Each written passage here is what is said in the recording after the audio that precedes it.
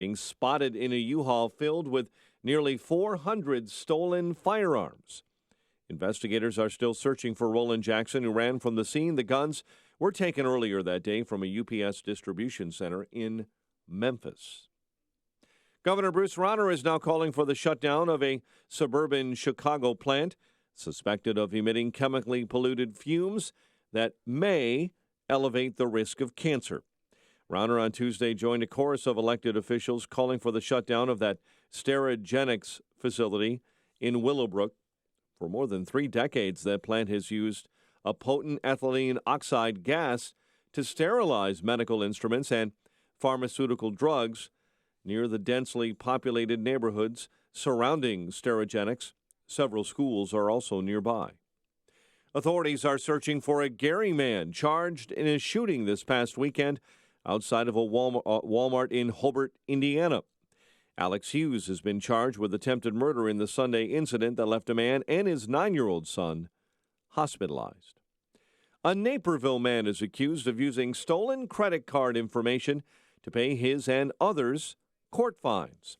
Bond was set at $100,000 yesterday for Brenton Thurman, who was charged with felony identity theft. Prosecutors say Thurman used stolen credit card and bank information to make multiple payments in March to the DuPage County Clerk's office. Chicago Yacht Club says an investigation shows a sailor in the race to Mackinac drowned after his auto-inflate personal flotation device malfunctioned. John Santorelli fell offshore after the start of that race, July 21. His body was found a week later. The Coast Guard told the club it could not perform a full analysis on that PFD because the vest portion was destroyed when Santorelli's body was cremated. The CYC is opening an inquiry into the safety of auto-inflate PFDs. The latest poll in the race for Illinois governor gives J.B. Pritzker an outsized lead. Paul Simon Public Policy Institute releasing that poll. It puts Pritzker up on Governor Bruce Rauner by 22% in that poll. 17% of Illinois voters say they don't know who they're going to vote for. Meantime, the Illinois governor candidate, J.B. Pritzker, will repay more than $330,000 in property tax breaks that Republicans say he's scammed from Cook County taxpayers. Also, Rauner and Pritzker will face off in their first two-way debate of the Illinois governor's race. Today's debate is on ABC 7. Conservative Party candidate and state senator Sam McCann and Libertarian candidate Crash Jackson were not allowed to participate. And you may or may not watch a television show called The Voice, but there's a mother from Chicago who kind of blew everyone away last night. Listen to this voice. It is the voice of a Chicago mother of 2, Sandy Red. So the tears stop, like the river, judge your mouth, run me like the river. Apparently it was a surprise to everyone. The Chicago singer snagged what they term a 4-chair turnaround, whatever that is, and she's on one of the teams in The Voice. Congratulations to her, and what a voice. Chicago sports. Colorado upends the Cubs 2-1 in 13 innings at Wrigley Field. The A's battle the Yankees now in the AL wildcard game tonight in the Bronx. Bulls take on the Bucks in Milwaukee in preseason action, and the Blackhawks begin the regular season tomorrow night in Ottawa. The News is a service of the Positive Coaching Alliance. Got issues with youth or high school sports? Positive Coaching Alliance can help. Parents, students, and administrators, coaches, visit pcadevzone.org. 5:08 and a check of traffic and weather on the way next on AM 560. Don't miss Freedom Summit 2018 on Saturday, October 27th. Presented by Geiger Wealth Management, Chicago's retirement planning experts. This year featuring headline speakers, former Milwaukee County Sheriff David Clark and James O'Keefe from Project Veritas. Also appearing AM 560's Mike Gallagher, Dan Proft, Amy Jacobson, and Joe Walsh. Get your tickets today at freedomsummitchicago.com. That's freedomsummitchicago.com. Sponsored in part by Precision Payroll of America and by Joe Cotton Ford in Carroll Stream. I'm Amy Arrett, founder of Madison Reed, a hair color company I named after my daughter. It's very meaningful to me when I hear customers talk about how Madison Reed at-home hair color has changed their lives. Here's Vicky, one of our very first customers. Coloring my own hair is easier than I ever imagined. The best part, I no longer have to sit in a salon and pay over $100 to have this done. Now I color it when it's convenient for me, and it takes less than an hour. People compliment me on how great my color is, and my hair is incredibly soft and healthy looking. Experience beautiful, multi-dimensional, ammonia-free, salon-quality color for under $25. Join the hundreds of thousands of women who have tried and loved Madison Reed. Find your perfect shade at madison-reed.com and get 10% off plus free shipping on your first color kit. Use code TOP. That's code TOP. Try it. Love it. That's the beauty of Madison Reed. If you own or run a business, here's some valuable information. Right now, it's a buyer's market for business and commercial insurance. This is Jim Solkowski of DSP Insurance Services in Schaumburg. It's a really good time to take a look at all your business insurance products. We handle it all with specialists in every field. With our new clients, we review all your products every 90 days. Why? Insurance products change constantly. Do you have the most competitive program? Has your business changed and you need to adjust your policies? Have rules and regulations changed? We even use a legal team to help with compliance. DSP is all about being your insurance partner, the one looking out for you and your business. DSP partners with Westfield Insurance and several other insurance carriers to protect your interests. Here's a common theme we hear from our customers. For business insurance, DSP for me. Business insurance? DSP for me. Get the contact information at dspforme.com. Let's review your business insurance to make sure you're protected. dspforme.com.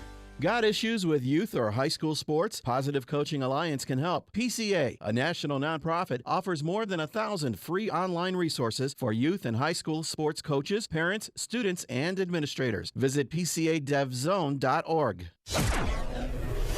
5:11 and a check of the morning roads in the Alarm Detection Systems Traffic Center with Jim Talamonte. Now slip this morning, 115th is closed in Keeler and Pulaski for investigation of a police-involved shooting. Northwest Indiana, it's still going on westbound 8094 Broadway to Grant. Earlier crash is cleared. Southbound I-65 is now set to reopen 61st Avenue US 30 after a roadwork closure the overnight hours. Kennedy inbound, traffic stop and go from Ohio to the Burns Circle. 23 minutes, O'Hare to downtown. Outbound 20. Express lanes are set to open inbound. Eisenhower okay. Stevenson as well after ramp closures to LaGrange Road. On a ride, a little congested approaching downtown. I-57, 18 minutes, siding to the merge, Bishop 423. That's traffic. I'm Jim Talamonte from the Alarm Detection Systems Traffic Center on AM 560 The Answer. Chicago's Morning Answer starts next. Your official Chicagoland weather forecast from the 1-hour Heating and Air Conditioning Weather Center and meteorologist Kevin Snyder. Breezy today with gusts up to 35 miles per hour. We'll have a mix of clouds throughout the day with a high 85. Tonight, wind gusts up to 30 miles per hour in the evening. Otherwise, mostly cloudy with a shower or heavy thunderstorm late in the evening. A low tonight of 56. I'm Kevin Snyder on AM 560 The Answer. 59 at O'Hare. Next news at 5:30. Chicago's Morning Answer with Dan and Amy starts now on AM 560 The Answer.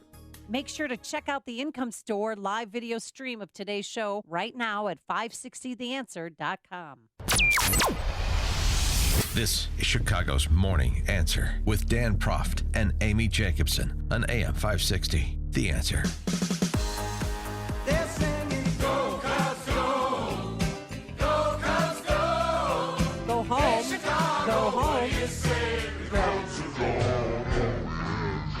Wow. Good morning, Dan and Amy.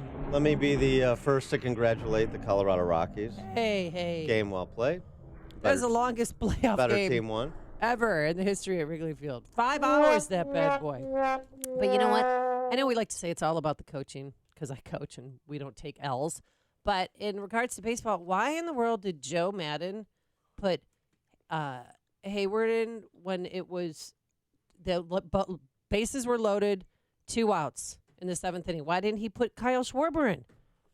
I mean, was he thinking that maybe this will be his moment?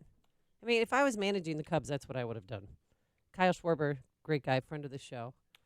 All right, so the Cubs season is over then. Wait, and we're moving on. You're not. We're not going to talk about. We're not going to break down the game. Yeah. Right. Exciting 2-1 loss. I'll 13 innings. I'll look for your postmortem. Yeah. Save it for the Hawks. Wait, don't you Save agree? it for the Bears. Did you watch any of the game, or you hate us that much? Yeah, I saw a little bit of it. Well, you wouldn't have made that decision, right? You would have put it in Schwarber. And so Cub season has come to a merciful end, and we move right along. Oh, and I heard somebody say, "Oh, just wait till next year." Shut up. I just want everybody to go home. I like some peace and quiet, please. There you go. You get your neighborhood back. Thank you. No more helicopters overhead. Thank you. All right. Getting to the pressing issue of the day, which is, of course, the Kavanaugh confirmation hearing. FBI may wrap up their investigation as soon as today. Yeah. And yesterday, I was punctuated with sort of a revenge of the exes, both for Blasey Ford as well as for Swetnick. And you know what? They deserve it because Kavanaugh's past is being completely upended, turned upside down. He was with a friend who now plays for who played for the NBA when he was at a bar fight. So we have every right to do that to them. Okay. We have every right to know about their ex-boyfriends and their alleged bad behavior too. I know, well, exactly.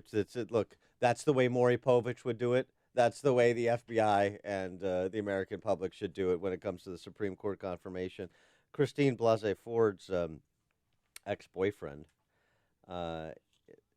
contradicts her testimony under last week that she had never helped anyone prepare for a polygraph. Her former boyfriend, named Redacted, also said Ford neither mentioned Kavanaugh nor mentioned she was a victim of sexual misconduct during the time they were dating from about 1992 to about 1998. That's a long time. Yeah. He also said she had no fear of flying. What do you think happened with those two lovebirds? Why I don't know if it ended well either. I don't know by the tone. Do things ever end well? Sometimes they do.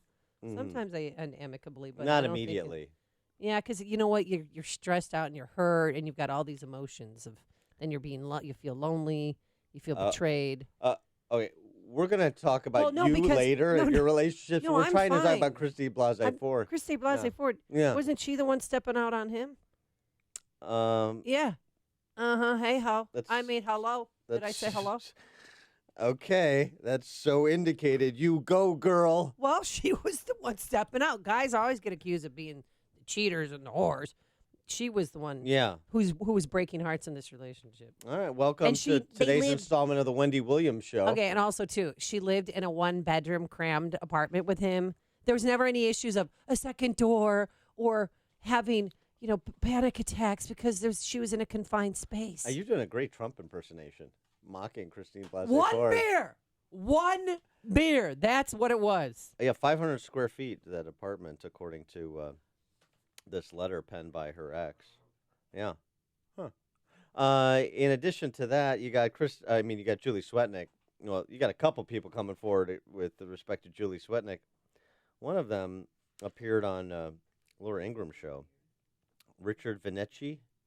Yeah, where's he from? And I don't understand the love child or did he have a family on the side, or did he, when he talked about his family, was he talking about his mom and brothers and sisters? I just don't care. Here's why he said he came forward. Because I couldn't figure it out.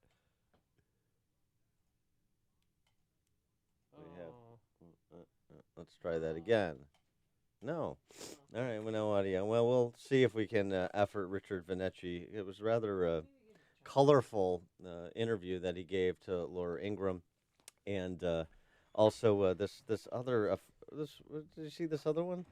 Which other one? The other Swetnick ex. Who said she has Dennis Ketterer, former weatherman from Channel 7 in Washington, sent a signed statement to Senate Judiciary claiming Swetnick had psychological problems and... Oh, yeah, she wasn't sure what team she was on? No. Like to engage in intercourse with more than one male partner at the same time. Oh. So this chain gang, rape gang thing, she liked it. Oh God, that sounds really. Excuse me. All right, we're gonna shower off, and we'll come back and try this again. before you see it on TV, share it on Facebook, or read about it in the paper.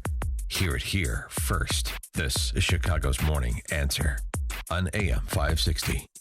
The Answer. You started a DIY project at home. Then you realize convenience isn't always easy. The why in DIY doesn't mean why is this so hard. At ADT, we DIFY, do it for you. We customize and install a secure smart home that you control from the palm of your hand or the sound of your voice. Smart security, designed and installed just for you with ADT. Visit ADT.com/smart to learn more. License information available at ADT.com. ADT. Real I had protection. one beer. Copays, codes, coupons. I had one Searching beer. for savings on prescriptions Right? is so I mean, I complex. believe It's like I- you need a doctorate degree. Fortunately, CVS Pharmacy employs thousands who have one. Our pharmacists. Plus, we built a proprietary search tool to help them find you savings on prescriptions. You don't need to know all of that complicated stuff. You just need to know someone who does. Your friendly doctor of pharmacy at your local CVS. Savings vary. Not all patients eligible for savings. Ask pharmacist for details. Turnkey IT knows that computer networks, all things IT, can be confusing for some, but it is a vital heartbeat of your company. However, keeping up with hardware, software, hiring and managing IT staff can be costly and time-consuming, but there is a different solution. Now your business can have a full-time IT department for only $795 a month.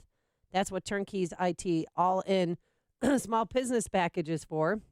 Small business package is for. You get world-class help desk, on-site remote support, monitoring of network resources, 365 hosting, cloud backup, antivirus, and so much more, plus new hardware every 4 years. Where can you hire a reliable and highly capable employee for less than $10K a year? Well, you don't have to with Turnkey IT. From one person to 200 employees, it's easy and affordable with Turnkey IT. You run your business, they'll handle the technical stuff. Visit turnkey.pro today. That's turnkey.pro. The last time you tried to set up for a presentation, it was a disaster. Your coworkers were embarrassed, and your clients had a look on their faces like they'd rather be anywhere else. It could have gone so much smoother with a conference room designed and installed by Midwest Computer Products. You spend precious time creating the perfect presentation, only to have it all blow up because your audio-visual equipment is outdated and not compatible with current technology. Partner with Midwest Computer Products for a space that dazzles your clients and employees and saves you the constant headache of keeping up with technology. Whether you're reimagining your corporate conference rooms, creating a huddle space, or implementing a video conferencing initiative, Midwest Computer Products is ready to help your business become state-of-the-art. And for a limited time, Midwest Computer Products is offering free design and consultation service when you upgrade your conference room. Get a quote today and see all that Midwest Computer Products can do for your business at MidwestComputer.com. That's MidwestComputer.com. This is Dan Proft with 60 Seconds of Sanity for Upstream-Ideas.com. Once again, the Senate has distinguished itself as the world's greatest deliberative body and vanguard of the Republic by putting high school yearbook committees across the country on notice. Dennis Miller's long-ago formulation of Congress as a bunch of mediocre intellects Earl-shibed into looking somewhat consequential has never been more clearly illustrated than by the current Senate Judiciary Committee. My question is for establishment Republicans who were bailed out by Brett Kavanaugh and Lindsey Graham. Two establishment Republicans recently mugged by the reality of the left themselves. Does the Shakespearean farce you witness clarify things for you? Do you now understand what you're up against? Will you now turn a deaf ear to the left's siren song? Do you now realize that whether it's the Supreme Court, Russian collusion, or tax cuts, the left entices you with talk of common ground only to carpet bomb you as soon as you step onto it? You should find it instructive when three former state attorneys general, Senators Harris, Blumenthal, and Whitehouse, discard the presumptions of the American justice system and thus the rule of law because they can. Now you should locate your backbones. You should define the stakes and bring the fight. Brett Kavanaugh picked up the first round. November 6th is on you. AM 560, The Answer.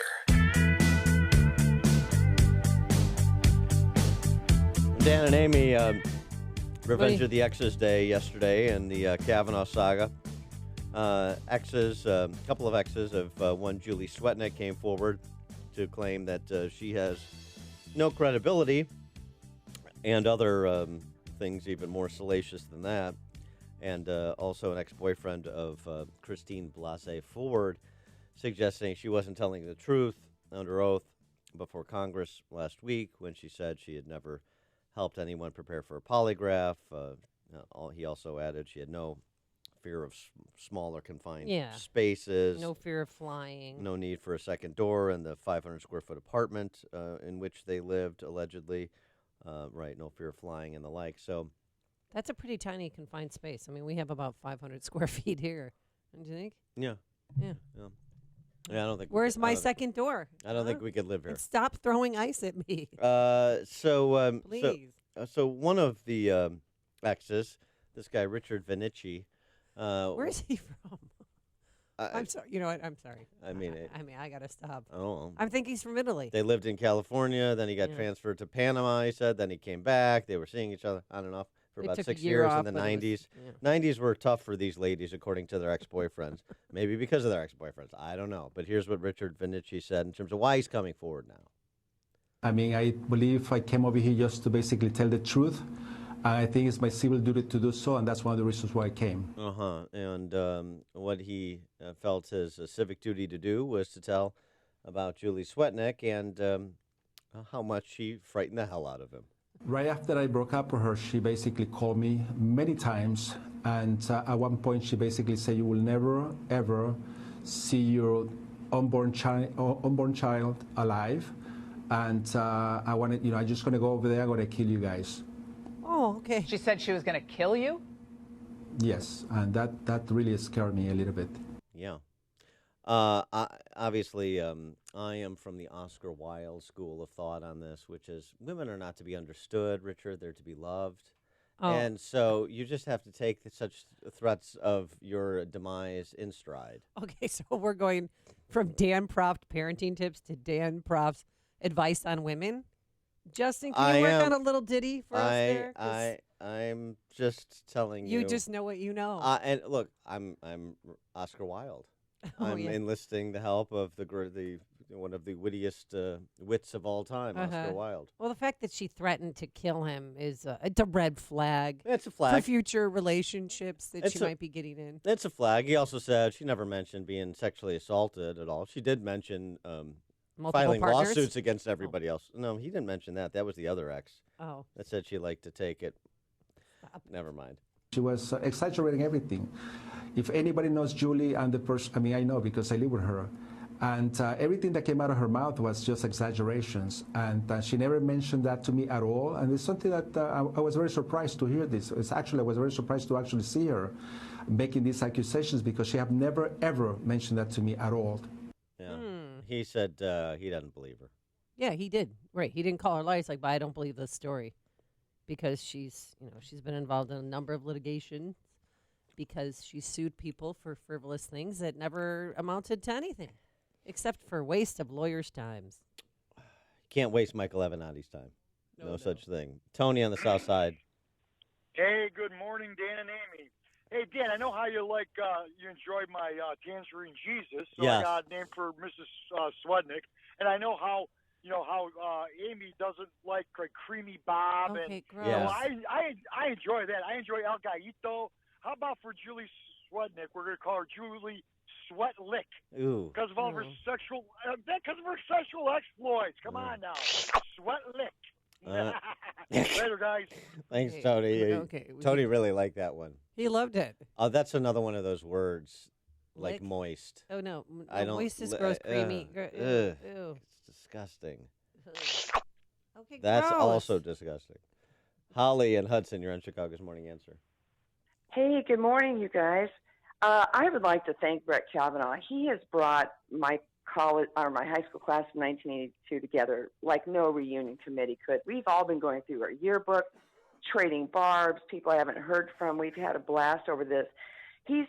Brett Kavanaugh is like our new hero of anybody who graduated in the early 80s. We love this guy. Have you talked Have you talked to Squee by any chance? Well, here's the thing, Dan. This has been dream date week for me because every allegation that comes out about Brett Kavanaugh, I think he's the sexiest guy alive. I think he should be voted. I mean, really? From Beach Week. Oh, the Beach Week letter. Oh, the Beach Week letter. I got it right here. Oh, I love that. Sure. I am sad that I wasn't at Beach Week. Prolific. Lifting a keg lifting a keg over his head. Oh, yeah. That is dreamy. Oh, forget about it. But you know who else is blowing my skirt up these days? Whoa. Oh, wow. Hello. Grassley, Hatch, Graham, Oh, Kennedy. sure. They still The got GOP it, those old men. Yeah. Hey, they're coming from behind here. Can I say that? They are great. Well, oh, hello. Well, the beach letter. Awesome. Thank you so much, Holly, for that. And I really appreciate Holly's call, because what she's saying is that being a grumpy old man is sexy again, and that's good news for me. You know, that's when you cue the I'm bringing sexy back. What? Well, no, now we can't. Coming up on Chicago's Morning Answer. Beach Christine Blasey Ford has her beach friends, and Brett Kavanaugh has his beach friends. Which beach friends do you believe at 5:38? And he took the stand in his own defense. Jason Van Dyke, you'll hear from him. But first, let's get into the newsroom. Here's Mike Scott. Does Amy bring a shovel to the beach? Have to wonder. 59 degrees this morning. An investigation is underway. We're following it here on AM 560. It involves an officer-involved shooting that wounded one on Chicago's southwest side.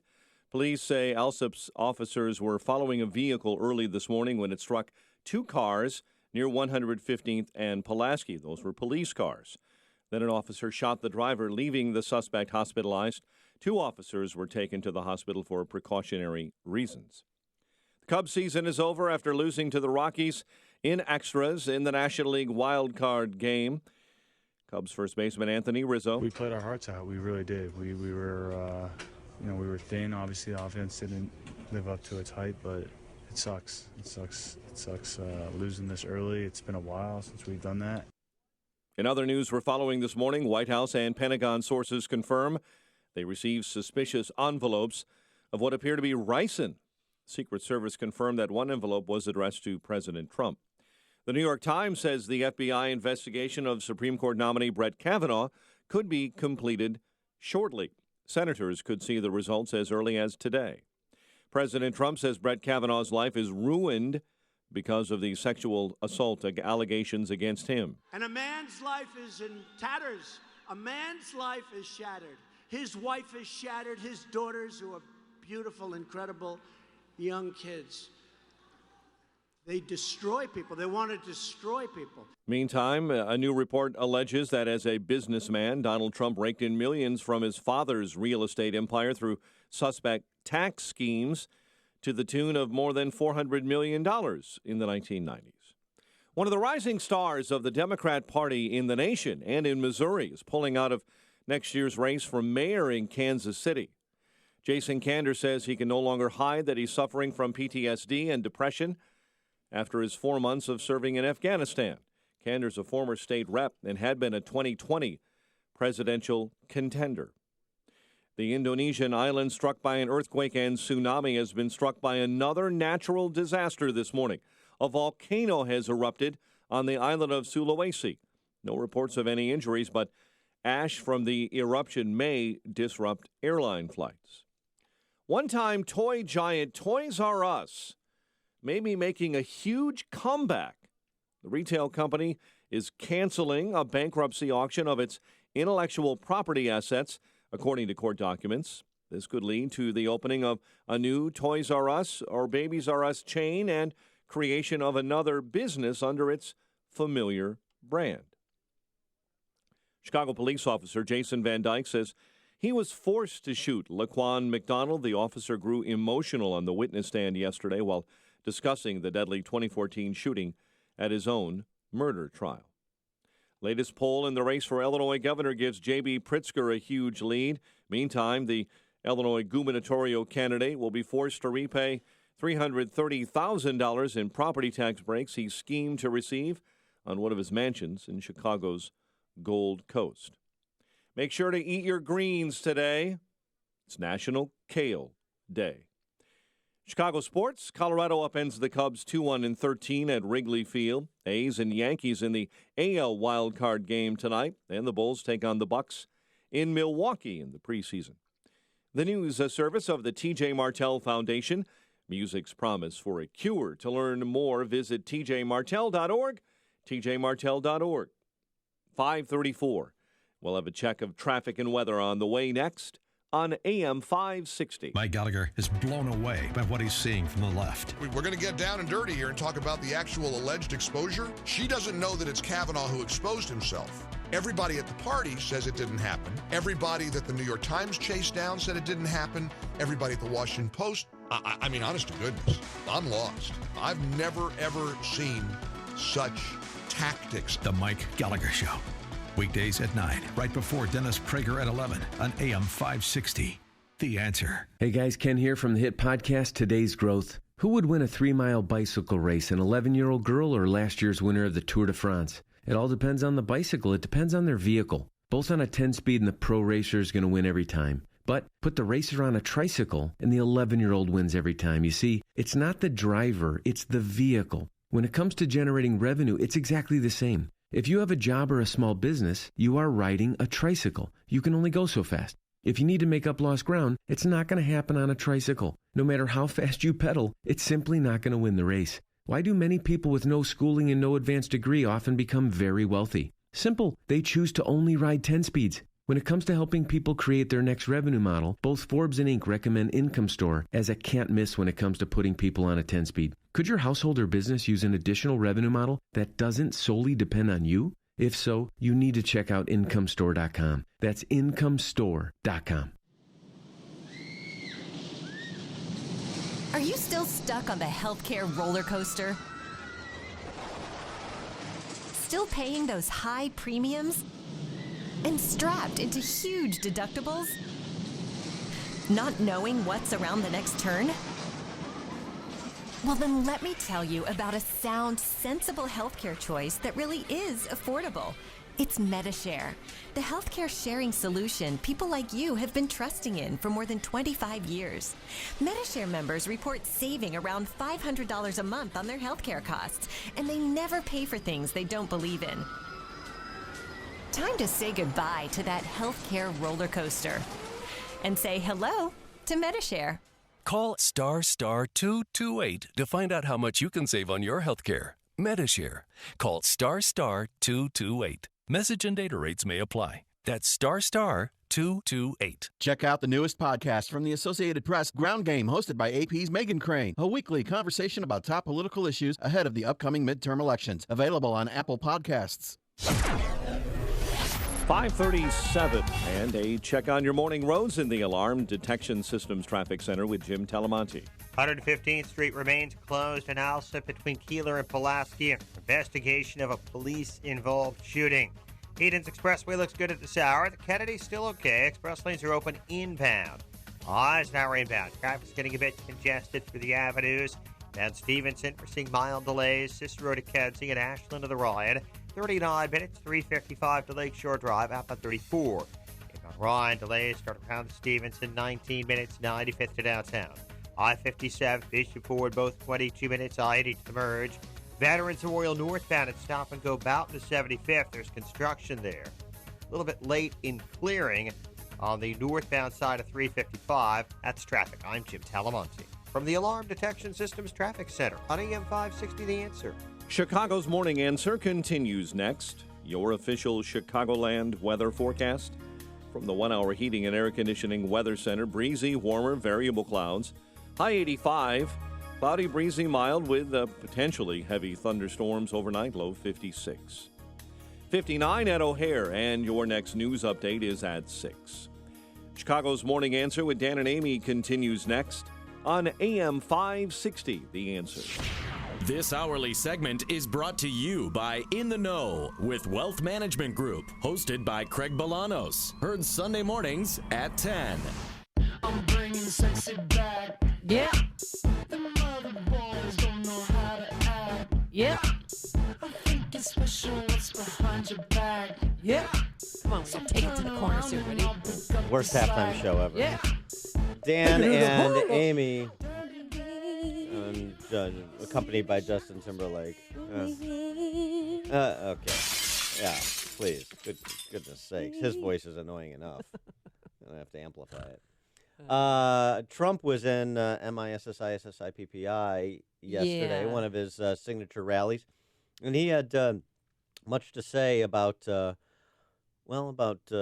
Ms. Ford's testimony and about how Kavanaugh has been treated and about Swetnick And the crowd was chanting, Kavanaugh, Kavanaugh. were they singing Kavanaugh like Kavanaugh. No, they're just chanting Kavanaugh. It would have been better if they sang it.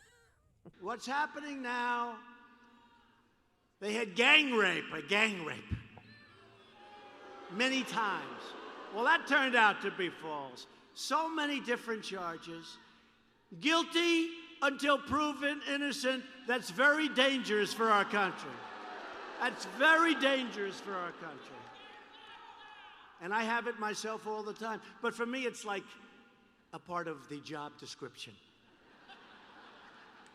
Let it happen to me. Shouldn't happen to him. Shouldn't happen to him. What he's going through, 36 years ago, this happened. I had one beer, right? I had one beer. Well, do you think it was? Nope, it was one beer. Oh, good. Yeah. How did you get home? I don't remember. How'd you get there? I don't remember. Where is the place? I don't remember. How many years ago was it? I don't know. I don't know. What neighborhood was it in? I don't know. Where's the house? I don't know. Upstairs, downstairs, where was it? I don't know. But I had one beer. That's the only thing I remember. And a man's life is in tatters. A man's life is shattered. His wife is shattered. His daughters, who are beautiful, incredible young kids. They destroy people. They want to destroy people. These are really evil people. And then you see the people that are doing it. I know everyone. I could tell you things about every one of them. Real evil people, that was buried because, of course, everybody in the D.C. press corps grabbed onto his mocking of Christine Blasey Ford for remembering she had one beer and not remembering a lot of other important details. Good idea for Trump to take it there, even in a rally format. 312-642-5600, turnkey.pro answer line. 64636DA, turnkey.pro text line. Or at this point, better to stay silent and move this thing along to a vote, and barring anything more than what's been made public so far, coming from the FBI's look-see, it's full steam ahead. I think he really stepped in it. I mean, I know he was playing to the crowd, and the crowd was chanting Kavanaugh, and I know he went off script and talked about her, but I would have left that alone. Why? He looks insensitive. He's perpetuating the stereotype that he doesn't care about female victims. But also, too, you've got a lot of undecided Republicans and some undecided Democrats, and it's Susan Collins not happy about hearing that last night. That didn't sit well with her. Also, Ford's attorney calling that he tweeted a vicious, vile, and soulless attack on Dr. Christine Blasey Ford. Is it any wonder that she was terrified to come forward and that other sexual assault survivors are as well? She was a remarkable profile in courage. He is a profile in cowardice. Yeah, okay. All right. Okay. Boy. But I mean, I just, and I'm not, and I haven't. PR flag to come up with that rhetorical flourish. I haven't been easy on Christine Blasey Ford. I don't believe her story. I'm sorry. Something happened to her, but it wasn't him in my mind, just from listening to her testimony and his testimony. But when he did that yesterday, made me so mad. He didn't need to go there. Yeah, I would agree. It's just sort of a hands-off. I mean, what she has to say and the testimony she provided is not beyond reproach, right, but it needs to be handled like at room temperature, without sarcasm, and to say, well, look, this is what you said. Now you have an ex-boyfriend that's saying something different than what you said. There's the things that you don't remember that are troubling. There's some conflicts with the statement as outlined in the 5-page memo that Rachel Mitchell penned after her questioning of Ms. Ford. So I would have just, if you want to kind of do chapter and verse from the Mitchell memo, I think that's fair. It's fair game. This is what she said, and these are the problems, and this is based on what they've presented and the lack of corroboration, there is no way that this should tube Kavanaugh's nomination. I mean, if you want to say that and then go off on Democrat senators, have at it. That's great rally fodder. Going after her in that way, I don't think was helpful He either. should not have touched that subject. And if he felt that way, have somebody else deliver that message, not the president. Yeah. 312-642-5600 is our turnkey debt pro answer line, 64636-DA. Then a quick comment. Somebody told me, too, yesterday, they said, well, she deserved it because of the lies that she brought forth. Well, I don't know if anybody deserves anything. You know, I mean, is she set financially for the rest of her life? Yeah, she's gotten more than $1 million that she can keep. She doesn't have to go to her kid's college fund, pay off her house. Look, I think but, you... I mean, to ridicule her in that public forum is classless. Here's the thing, right? If you want to look at this from a Machiavellian perspective. As I always do on Wednesday mornings. If you want the full boomerang effect on Democrats from this, then you handle it, frankly, like Lindsey Graham is. This isn't about Blasey Ford. This is about Senate Democrats and some of my Republican colleagues. No, the FBI doesn't need to query her again because we've got her testimony on the record. Walk away from Blasey Ford. Just walk away, because there's so little to be gained by taking the approach that Trump took. And so if you want Democrats to pay the full price for the character assassination in which they've been engaged, for the absurdity they have foisted upon the American people, then you push Blasey Ford off to the side and you zero in on them, their antics, their lack of standing to make allegations that they have made, their rank hypocrisy, this entire circus that was precipitated by them and specifically by Dianne Feinstein. You keep it focused there.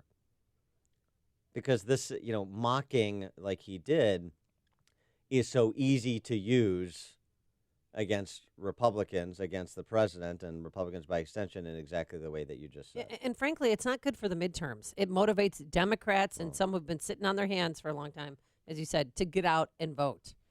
Grant in Rockford, you're on Chicago's Morning Answer. Good morning, you two. Hey, I don't think Democrats could get much more motivated. Their vitriol knows no limits. But honestly, I think Trump did the right thing by going after her like that in public, because how else does the message get out there? Unless you listen to talk radio or you read Breitbart or something like that, his message isn't getting out there. It's just a slime fest, and they wanted to drag it in the gutter. But Trump isn't afraid to get in the gutter. We knew that when we elected him. Well, I know, but Grant, you're allowed to modulate your approach to different controversies, different moments, and so Trump was allowed to go after her, as you say, but why not do it in the way that I suggested? Take the Rachel Mitchell memo. This is a professional prosecutor. Here's her takeaways on the merits, on the facts. Here's the legal analysis. We don't need to get into name calling. We don't need to get into mocking. We don't need to engage in the histrionics of the left. Let's just go chapter and verse on what Miss Mitchell concluded from her interaction with Miss Ford. I wholeheartely agree with you, Dan, but unfortunately, that's not the man who was elected. Yeah, unfortunately. I hear you. We've got what we've got. So have a good one, guys. Thanks. Thanks, Grant. Yeah, I hear you, but I mean, it doesn't mean he can. Doesn't. Yeah. There's room for growth. You can surprise people. Surprise me. Yeah, you're allowed to surprise people. I surprised people when I said that I liked Christopher Cross. A lot of people didn't think that I had that kind Cross of. to make you jump. That crisscross. Are you serious? Christopher Cross. Christopher Cross. Oh. Not Chris Cross, and I think, is it Chris or is it Cross? May he rest in peace. One of the two of the kids is no longer with us. Chris Cross. There's a great example of our differences in musical taste.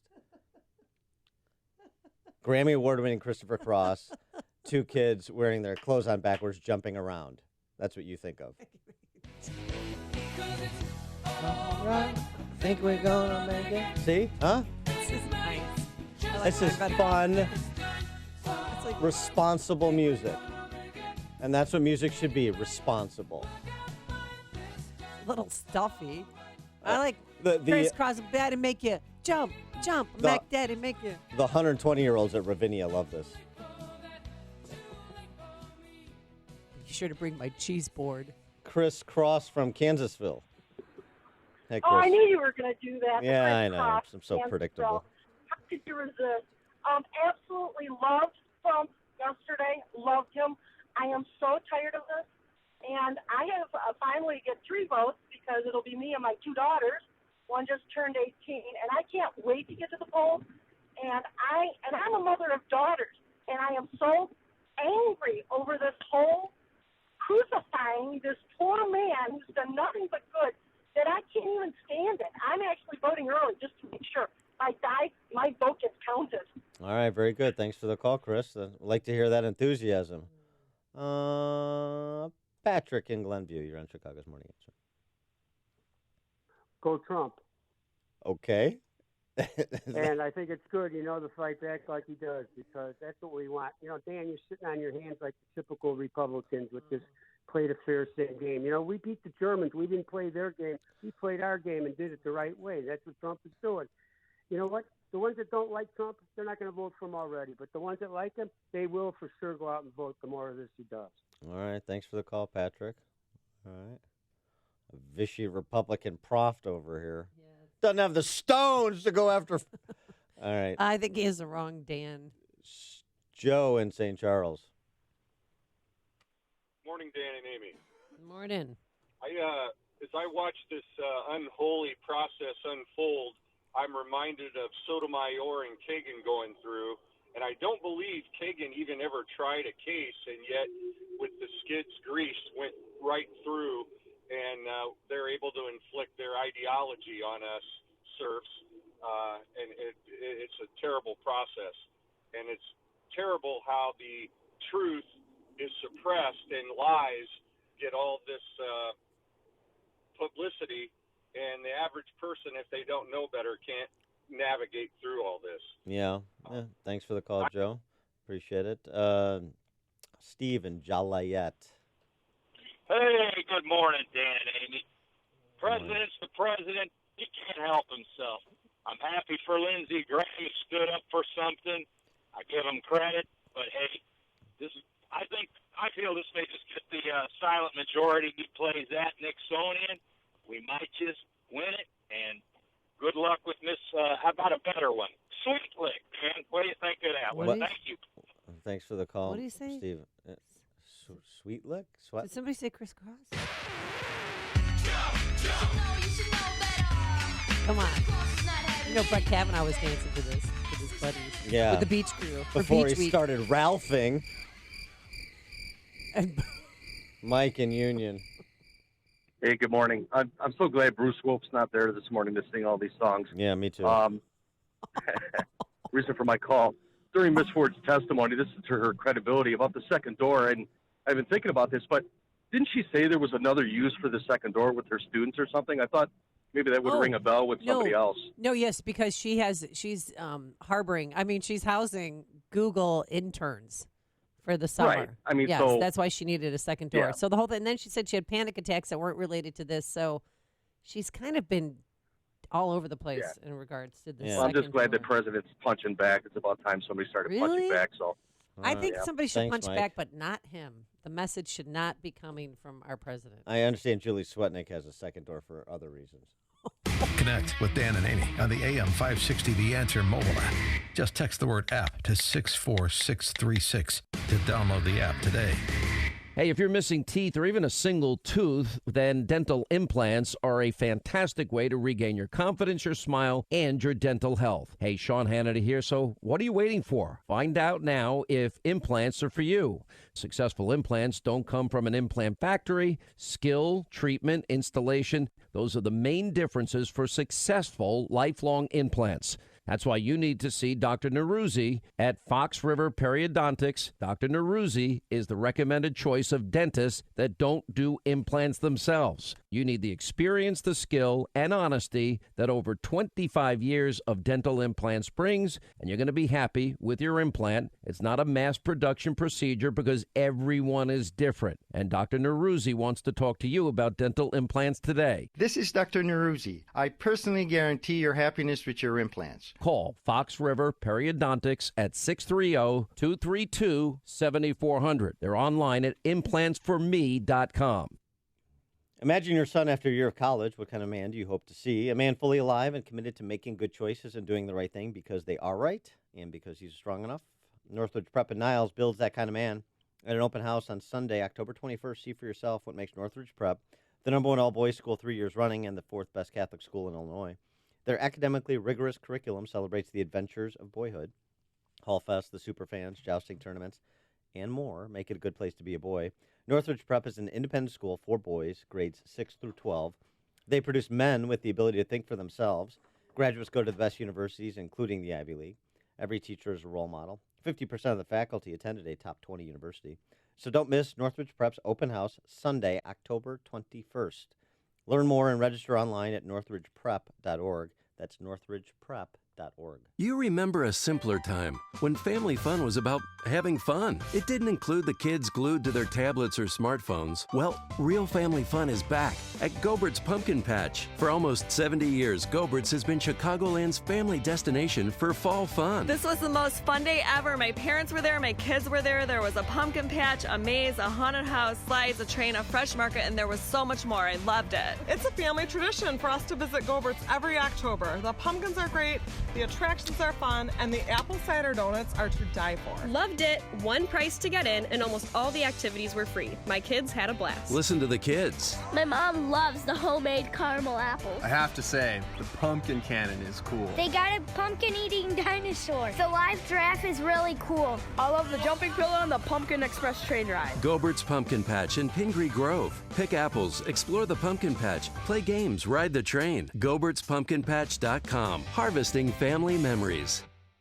He could refinance your mortgage, get you a mortgage on your existing home that you want to buy, but he also supports veterans. Of course, I'm talking about Team Hochberg and their passion to support veteran roasters. It's a Chicago coffee roaster with great coffee that hires homeless and chronically unemployed veterans. So if you would like to help create jobs for the homeless, jobs for homeless veterans, visit veteranroasters.com. Purchase a 12-ounce bag of coffee ground by once homeless and unemployed veterans. The coffee's delicious, and the profits are reinvested in hiring additional homeless veterans. Use promo code Team Hochberg to save 50% off the second bag you purchase. Veteran Roasters, they were on the ground for us, so buy these grounds for them. Now, if you're a veteran securing a VA loan, you want to work with a lender who supports veterans, and that lender is Team Hochberg. Team Hochberg has helped thousands of AM 560 listeners, but they can't help you if you don't call. 312-751-1333 for straightforward, honest advice. Do what I did. Call Team Hochberg, 312-751-1333, or visit am560david.com. Pearl Mortgage, Equal Housing Lender, Illinois Residential Mortgage Licensee, 4358, NMLS 19186. I'm Amy Arrett, founder of Madison Reed, a hair color company I named after my daughter. It's very meaningful to me when I hear customers talk about how Madison Reed at-home hair color has changed their lives. Here's Vicky, one of our very first customers. Coloring my own hair is easier than I ever imagined. The best part, I no longer have to sit in a salon and pay over $100 to have this done. Now I color it when it's convenient for me, and it takes less than an hour. People compliment me on how great my color is, and my hair is incredibly soft and healthy looking. Experience beautiful, multi-dimensional, ammonia-free, salon-quality color for under $25. Join the hundreds of thousands of women who have tried and loved Madison Reed. Find your perfect shade at madison-reed.com and get 10% off plus free shipping on your first color kit. Use code TOP. That's code TOP. Try it. Love it. That's the beauty of Madison Reed. If you own or run a business, here's some valuable information. Right now, it's a buyer's market for business and commercial insurance. This is Jim Solkowski of DSP Insurance Services in Schaumburg. It's a really good time to take a look at all your business insurance products. We handle it all with specialists in every field.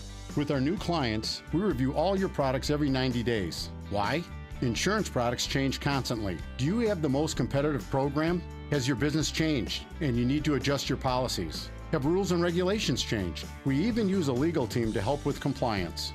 DSP is all about being your insurance partner, the one looking out for you and your business. DSP partners with Westfield Insurance and several other insurance carriers to protect your interests. Here's a common theme we hear from our customers. For business insurance, DSP for me. Business insurance? DSP for me. Get the contact information at dspforme.com. Let's review your business insurance to make sure you're protected. dspforme.com. Al Kovac Jr., Navy veteran, Paralyzed Veterans of America. You fought the good fight and served your country with valor. Now it's our turn to fight for you. Sherman Gillums Jr., Marine Corps veteran, Paralyzed Veterans of America. We help you secure full benefits, quality health care, and job opportunities. To learn more, visit pva.org, a public service of Paralyzed Veterans of America.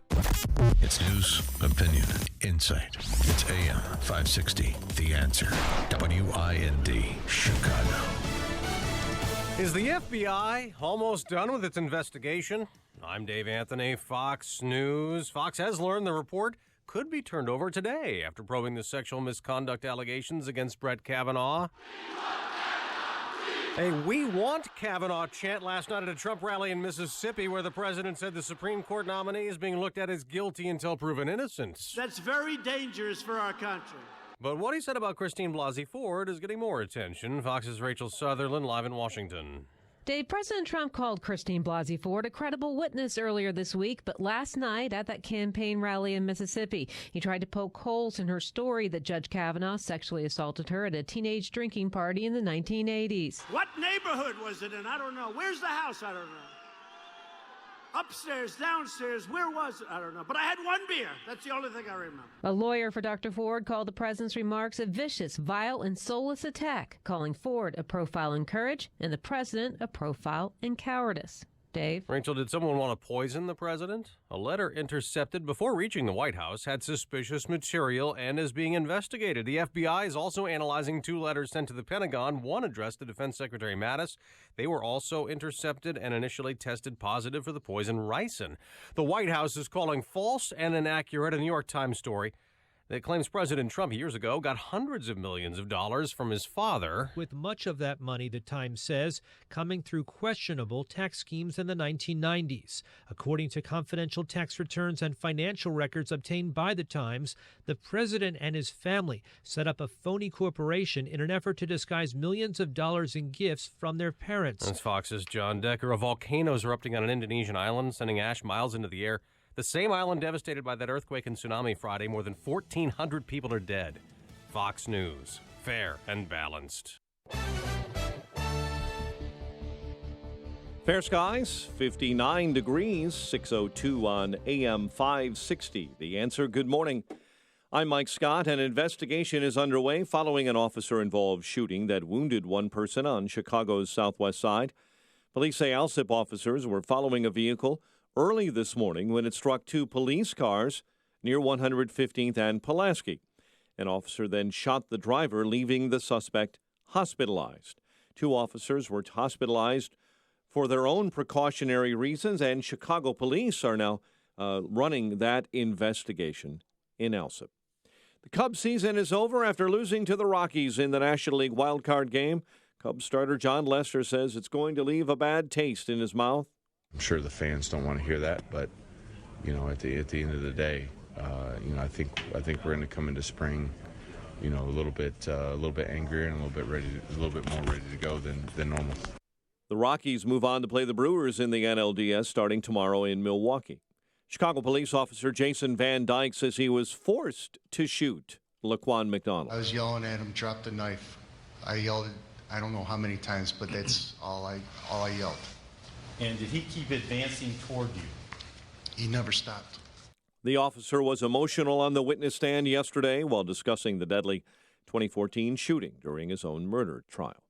Chicago police are investigating whether the same person is responsible for a pair of murders this week in Rogers Park. Douglas Watts was shot and killed Sunday morning while walking his dogs. The shooting happened about a half mile away from where Elihu Moskowitz was gunned down on the Loyola Park bike path Monday night. One man is in custody and a second is on the loose after police recovered hundreds of stolen guns in the south suburbs.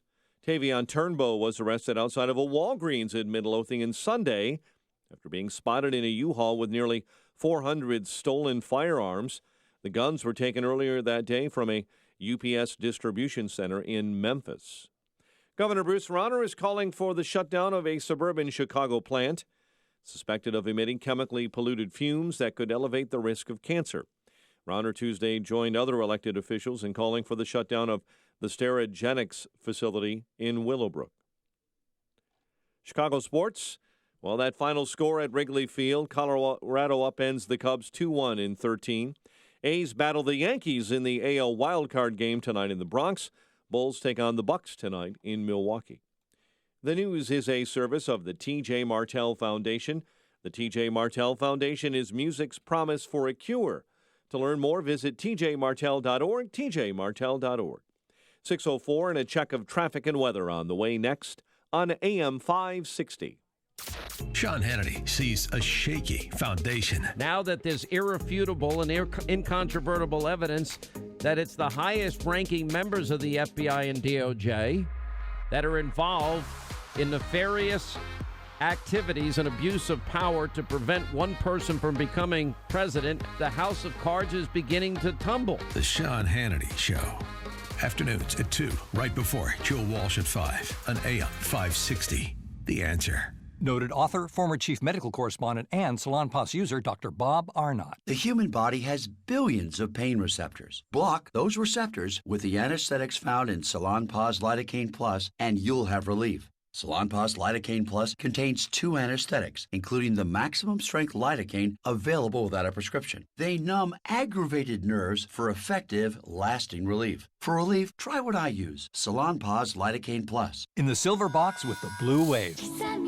To experience relief from muscle cramps in your legs and feet, use TheraWorks Relief. This non-greasy foam is proven to relieve muscle cramps fast and reduce muscle soreness. TheraWorks Relief can also prevent muscle cramps before they start, so you can get a full night's sleep without having to worry about muscle cramps. TheraWorks Relief only takes minutes to apply, absorbs quickly, and it works. TheraWorks Relief is a life-changing product, and you don't even need a prescription. Get TheraWorks Relief today in the pain relief aisle at Walmart, CVS, Rite Aid, and Walgreens pharmacies, or TheraWorksRelief.com. Hey, join the Heartland Institute and me on Friday, October 26th for their 34th anniversary benefit dinner at the Cotillion in Palatine. I will be your MC, and the featured speaker will be Judge Andrew Napolitano from the Fox News Channel. Judge Napolitano is nationally known for watching and reporting on the government, and his no-holds-barred, hard-hitting commentary on government overreach and the abuse of our rights. Register today to reserve your VIP tickets or a whole table and meet Judge Napolitano. His important and unforgettable speech will be on the Constitution and human freedom. Also be there to help celebrate the lives of 2 people who have dedicated their lives to advancing liberty. Heartland Liberty Prize winners Joe Bast, the co-founder and former president of the Heartland Institute, and his wife Diane. Don't be held in contempt. Join the Heartland Institute and me, Judge Napolitano, on Friday, October 26th at the Cotillion in Palatine. For tickets or information, call 312-377-4000 or visit heartland.org. That's 312-377-4000 or heartland.org. I'll see you there. Right now, there are young people across the world facing a tough choice. Continue their dream of education or drop out to help their family put food on the table. You can help change their future in a single moment. See how far your support can go at unbound.org. It is 6:07. Let's get a check on the roads in the Alarm Detection Systems Traffic Center with Jim Talamonte. In Bolingbrook, there's a crash on Powelton Road at 355, and traffic is heavy on the northbound Veterans Memorial in that area. I-55 at the Boughton Toll Plaza after overnight road work cleared late. Northbound Tri-State traffic's heavy from Reagan Tollway to past the Eisenhower. Eastbound Adams Tollway slow. Tri-State to Kennedy. Inbound Kennedy, delays continue to Cumberland. It's also heavy Austin to Central. 24 minutes O'Hare to downtown, up on 21. Eden's 19 minutes either way between Lake Cook and Montrose. Eisenhower inbound delays start at Wolf. 40 minutes, 390 to downtown, outbound 30. Stevenson 45 minutes, 355 to the drive. Ryan 24 minutes, 95th to downtown. I-57 25 minutes, ID to the merge. Bishop 423. It's traffic. I'm Jim Talamonte from the Alarm Detection Systems Traffic Center on AM 560 The Answer. Chicago's Morning Answer continues next. Your official Chicagoland weather forecast from the 1-hour heating and air conditioning weather center with meteorologist Kevin Snyder. Today breezy and warm with a mix of clouds, high 85.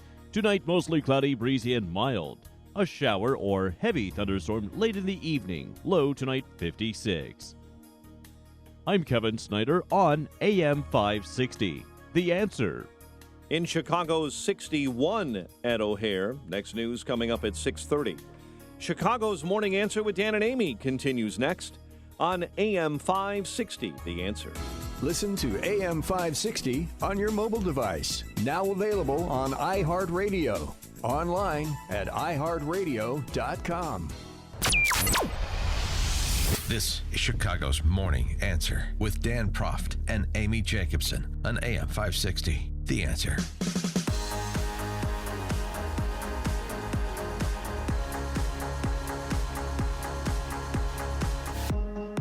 Good morning, Dan and Amy. Well, one of the questions in the Van Dyke trial that was bandied about prior to its inception, will Jason Van Dyke take the stand in his own defense as part of the defense strategy? Because you know the jury's going to want to hear from the defendant. They always do. It doesn't mean they always get to, but they always do.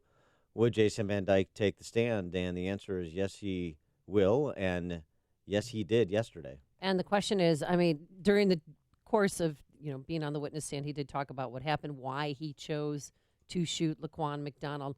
There were a lot of tears, and then he gained composure again, and then would cry again. And I thought it was very, very brave and effective for him to take the stand. He needed to, because a lot of times, you're right, we don't hear from the defense. You don't hear from the man accused to take the stand. Here's what Jason Van Dyke said he saw when he arrived at the scene and confronted Laquan McDonald.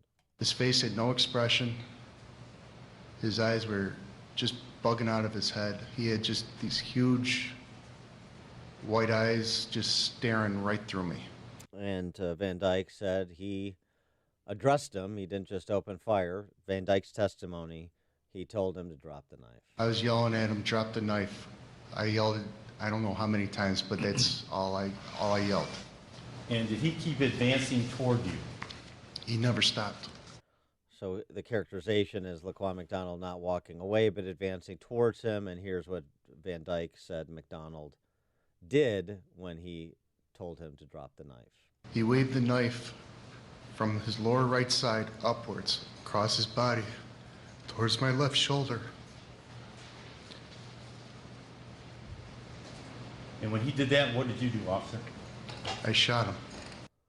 312-642-5600, turnkey.pro answer line, 64636DA, turnkey.pro text line. From what you've seen of or read about the Van Dyke trial to this point, where do you come down as the defense probably wraps up today? Prosecution may call a couple of rebuttal witnesses, and then this goes to the jury. Yeah, I mean, it was a hard 90 minutes to watch during the examination and cross-examination.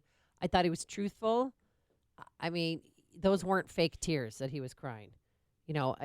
Obviously, he didn't wake up that morning and think, oh, I'm going to go kill somebody today. And he talked about how he had gotten out his gun 20 other times in his career and never used it. But this time he felt threatened enough that he had to use lethal force. The other thing that was interesting, he testified to, again, his testimony. It's almost his disorientation. When he talked about when he was shooting Laquan McDonald, he thought he was retreating, meaning Van Dyke thought he was retreating, that Van Dyke was retreating. Miss, I thought I was backpedaling that night. You thought you were backpedaling as you're firing shot after shot after shot? What I know now and what I thought at that time are two different things. Yeah, I mean, I don't know. I mean, again, it's for a jury to assess the credibility of that statement, but it is, and also, if you can have experts corroborate how police in a shooting, particularly the first officer-involved shooting, which I believe this was with respect to Van Dyke, your sense of what's happening and then seeing on video versus what actually happened, and there can be some differences. And the prosecutors replayed that video and asked Van Dyke, if he saw McDonald raising the knife while watching that video. And he answered, no, I didn't. But then during his testimony, he said, that he was going up to the side, raising the knife toward him. And the reason why he fired so many shots, because, again, I don't even think he would be charged with anything had he not fired off 16 rounds. If he had just fired off 2 shots, I don't even think he'd be charged with anything. But the fact that it was 16 shots, that's because he was on PCP. And when you're on PCP, your muscles are still moving around even after you've been shot. Well, I mean, it's yeah. there's properties to that drug that are different. Where you think you're invincible and you could fly off bridges and all this stuff. I don't know if he would have just fired 1 or 2 shots and killed McDonald just the same. Would he have been charged? Probably. Premeditated, rap songs about it. I don't know about that. But he would have been charged because this is fundamentally a judgment call, and the belief from those who believe Van Dyke should be convicted is that he used deadly force when it was not necessary because McDonald didn't pose a threat to him in that moment. And so it's not reasonable for him to have opened fire at all, much less 16 times. But what you point out about McDonald's state is relevant to the jury, and this is why the defense put on a pharmacology expert who explained what 54 nanograms in somebody's system can do, and the description was that gives you a feeling of invincibility. And so there was testimony offered on behalf of Van Dyke again in the defense that suggested that the reason he kept shooting is because McDonald could have been struck as many as 10 times before he went down. Right. And so he was shooting because perhaps, and I didn't hear this testimony from him, perhaps he thought he was missing, or he didn't see McDonald go down, or some combination of the two, and thus the threat removed, or some combination of the two. That's the testimony. That's the argument that's being made by the defense. And I'm wondering if there doesn't seem to have been any much exploration, including by the prosecution, but I haven't watched every waking minute of this, so maybe I missed it, of this question that I still have, which is explain, give some rationale for the choice that you made that your fellow officers on the scene did not. I'd like to hear that question answered. And I really haven't heard a particularly comprehensive answer to that question. Well, they did have a few police officers that testified. One said that she had responded earlier to Laquan McDonald robbing that a store, and she said that she thought he had a gun, and she feared for her life. So that was pretty poignant testimony. And then he slashed. That's the police officer's vehicle that the tire was slashed. And I know, but but on the scene in that moment, right? He wasn't the only officer there. He made a decision the others didn't make. And by the way, just in terms of people's interactions with Laquan McDonald that night, not just police officers, the West Side resident, the woman who called 911, and she sort of tried to soft pedal what she initially said, but her initial statement and why she called 911 was that Laquan McDonald scared her. He wanted to borrow her car or something, and she wasn't so keen on that idea. And however that interaction went, it was enough to frighten her into calling 911. And I am so sick of the picture that they're showing of his 8th grade graduation with his missing tooth. That's Laquan McDonald 12 years ago. And by the way, his mom, who received the $5 million judgment, was supposed to testify in this trial. They couldn't find her. She got the money, and she was gone. Whereas they should have given that money to the woman who raised him, and that was his foster mom. Well, okay, those are I know. sort of it's an ancillary issues, issue, Your Honor, but I just have to get that off my chest because it's so sick. They rushed to give this family money to hush them up and to make them be quiet. Mom's quiet. Mom, they can't find Mom. And the only relative they can find is a great uncle who is a pastor who might have ulterior motives to coming forward every day and talk and what to about the media. What about that? What about the media's coverage of this, and specifically propagandizing Laquan McDonald with that graduation picture that is, I mean, that doesn't look anything like the Laquan McDonald that Jason Van Dyke confronted on the street that night. And also, look, I'm not saying that he should have been killed, but this is not the story of an honor student who is turning his life around. This is a high school dropout who has plenty of run-ins with the law. And if they're going to do that, show those pictures, they should show Jason Van Dyke his police officer picture rather than his mugshot. I think actually all criminals. This is my new idea. This is brilliant. Everybody, listen up. For the DC Chicago press corps, since they're kind of sort of always flacking for the accused, regardless of the merits. Sometimes it's warranted, sometimes it's not. They're always doing it. They make no distinction. Anybody accused of a heinous crime that is a liberal, and so this would go to like the sexual predators too, like Harvey Weinstein and all the Charlie Rose, all the Matt Lauer, all the Hollywood types, the media types, all the men of the left, in addition to just your garden variety street criminal. Pictures of them as toddlers. Oh, the baby picture? Yeah, just a baby picture. How about the newborn photo that the hospitals give? Maybe take it that old school, like when they're a day old, right? Or a few hours. She being when you're being coddled by swaddled by your mom. Yeah, that's what I want. With the little hat that says Northwestern. Yeah, from now on, the Harvey Weinstein, as we follow Harvey Weinstein's legal travails, I want Harvey Weinstein charged with rape, and I want to see a baby picture. Huh? Why not? 312-642-5600 is our turnkey.pro answer line. Jim in Rogers Park. Yeah, hi.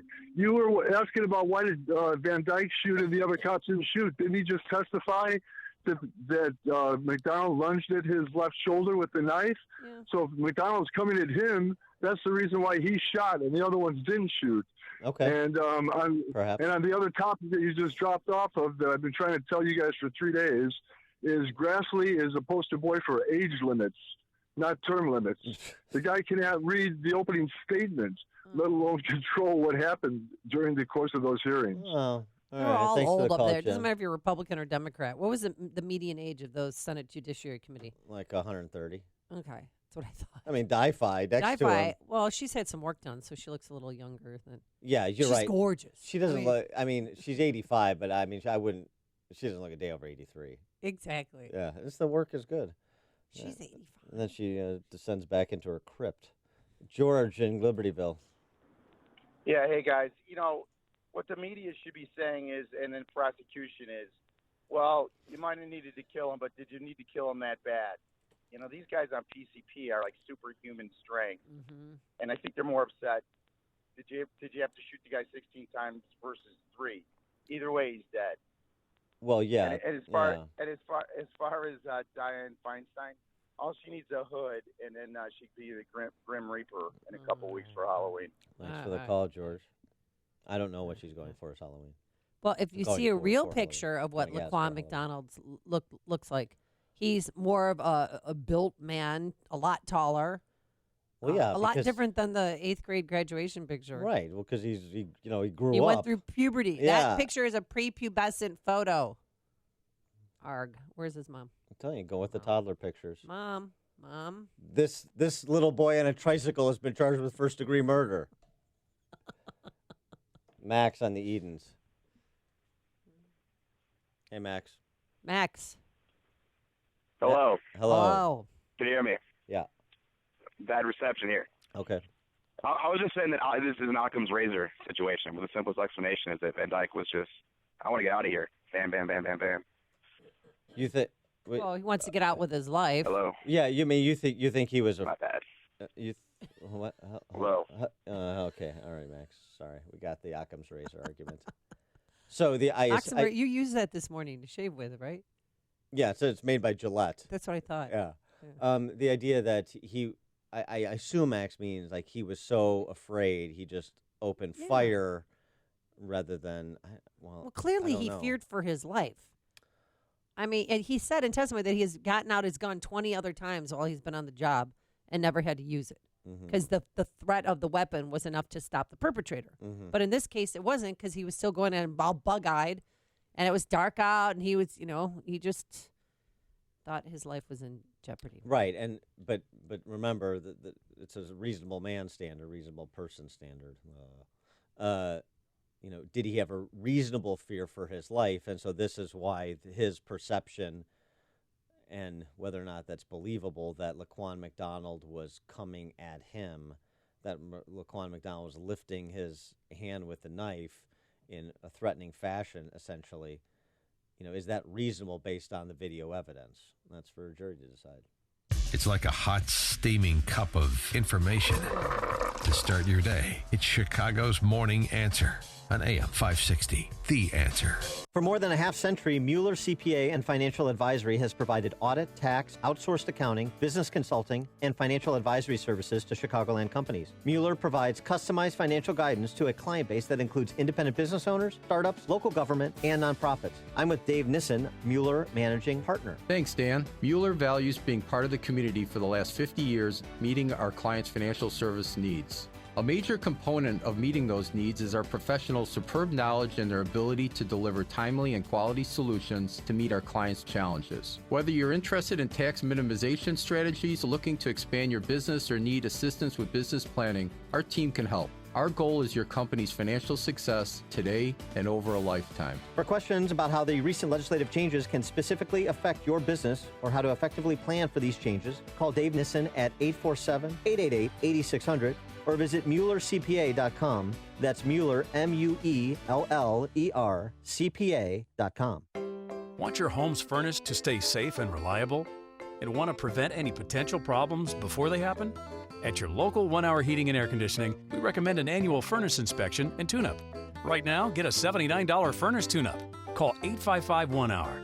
Because not taking care of your furnace, that's just cold. Your comfort is just a call away. Call 1 Hour. Terms and conditions may apply. Call for details. Independently owned and operated. Licensed in the respective state or county. Imagining a better bank starts with looking at the savings rates most banks offer and saying, really? Capital One is building something better. You can open a Capital One savings account with one of the nation's best savings rates from anywhere, like here, or here, or here. One of the nation's best savings rates. Opened online, at a Capital One location, or from anywhere. That's banking reimagined. What's in your wallet? For consumers only. Offered by Capital One N.A. member FDIC. Copyright 2018 Capital One. Balance of Nature's fruits and veggies in a capsule. I spent years studying how to make this the best. I didn't make this because I wanted to make a company. Other companies are starting to catch on to this, and I buy every single other product that comes out so I can look at it and see it and test it. And I fear that people will buy some counterfeit and take it for a couple of months and go, oh, it's a bunch of crap. Doesn't work. Don't be fooled. This is the real stuff. We have absolutely the best process, and I can say that because we purchase every single one and check them out. I took everything that was on the market. Nothing ever worked. Nothing ever worked. And this is the first thing that's really worked. Nothing can compare with the benefits of Balance of Nature.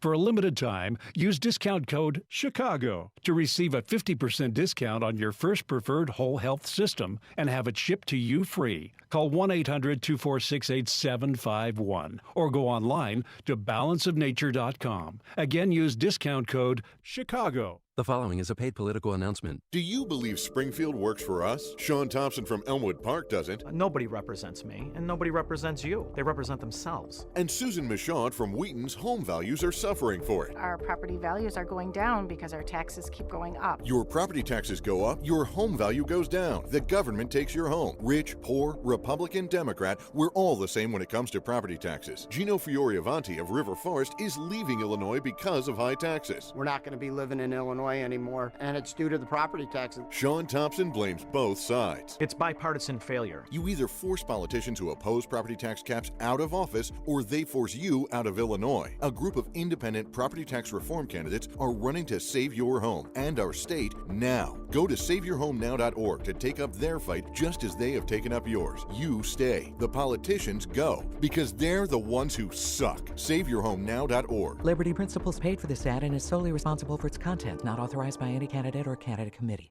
AM 560, The Answer.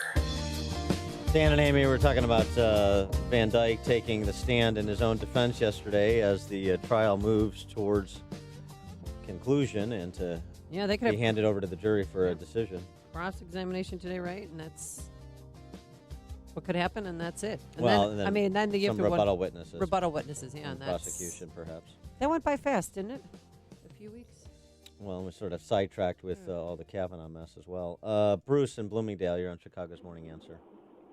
Morning, Dan. Morning, Amy. Morning. It's called the Tuller Drill. Yeah. Tuller.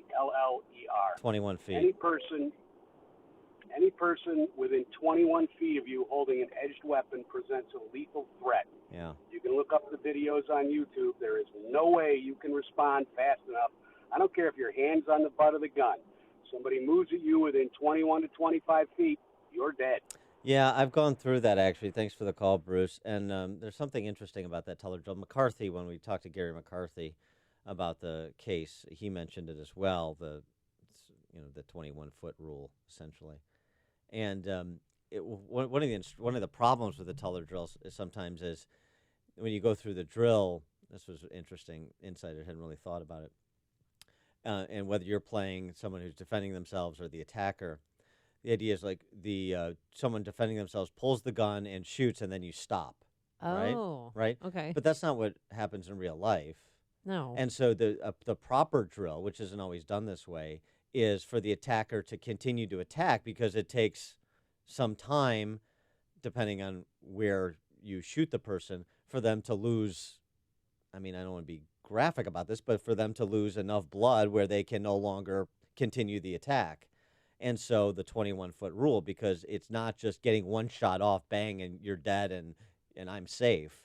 It's more complicated than that in real life. And I wonder how much that discussion, which I know has been had in part during this trial, will inform the jury's verdict. And, their understanding of the situation, their decision whether or not it's reasonable to believe that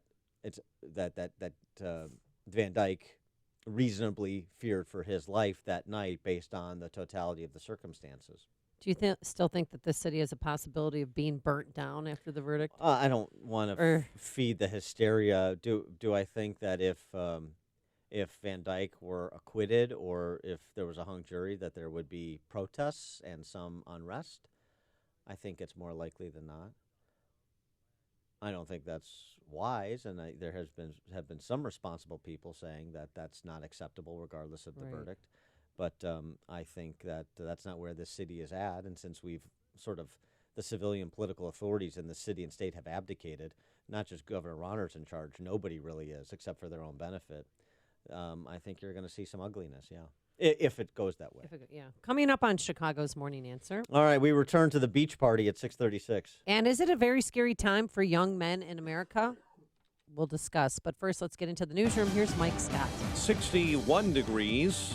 Investigation underway following an officer-involved shooting that wounded one person on the southwest side. LSIP officers were following a vehicle early this morning when it hit two police cars near 115th and Pulaski. Cubs season is over after losing to the Rockies in the NL Wild Card game, a tough loss for Cubs starter John Lester. I'm sure the fans don't want to hear that, but at the end of the day, I think we're going to come into spring, a little bit angrier and a little bit more ready to go than normal. Meantime, Major League Baseball says their investigation into abuse allegations against Cubs shortstop Addison Russell will wrap up soon. President Trump catching heat from an attorney for the woman who accused Supreme Court nominee Brett Kavanaugh of sexual assault when they were teenagers. Trump mockingly talked about testimony of Christine Ford at a campaign rally in Mississippi last night. 36 years ago, this happened. I had one beer, right? I had one beer. Well, do you think it was? Nope, it was one beer. Oh, good. How did you get home? I don't remember. How'd you get there? I don't remember. Where is the place? I don't remember. Ford's lawyer Michael Bromwich tweeted out that the president's words were a soulless attack. New York's tax agency looking into allegations made in a New York Times story that claimed Donald Trump and his family members engaged in tax schemes and what they called outright fraud to hide money from tax collectors. Federal investigators are looking into who sent envelopes of deadly poison ricin to the White House and the Pentagon. The envelopes were intercepted before they were delivered. Another violent assault by nature on the Indonesian island struck by a deadly earthquake and tsunami. A volcano has erupted this morning on the island of Sulawesi. Chicago police officer Jason Van Dyke says he was forced to shoot Laquan McDonald. I was yelling at him, drop the knife. I yelled, I don't know how many times, but that's all I yelled. And did he keep advancing toward you? He never stopped. The officer grew emotional on the witness stand. The defense is expected to rest their case today. Chicago police continuing to investigate whether the same person is responsible for a pair of murders this week in Rogers Park.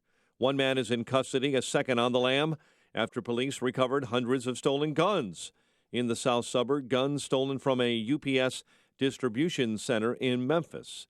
And Governor Rauner is calling on the shutdown of a suburban Chicago plant suspected of emitting chemically polluted fumes that may elevate the risk of cancer.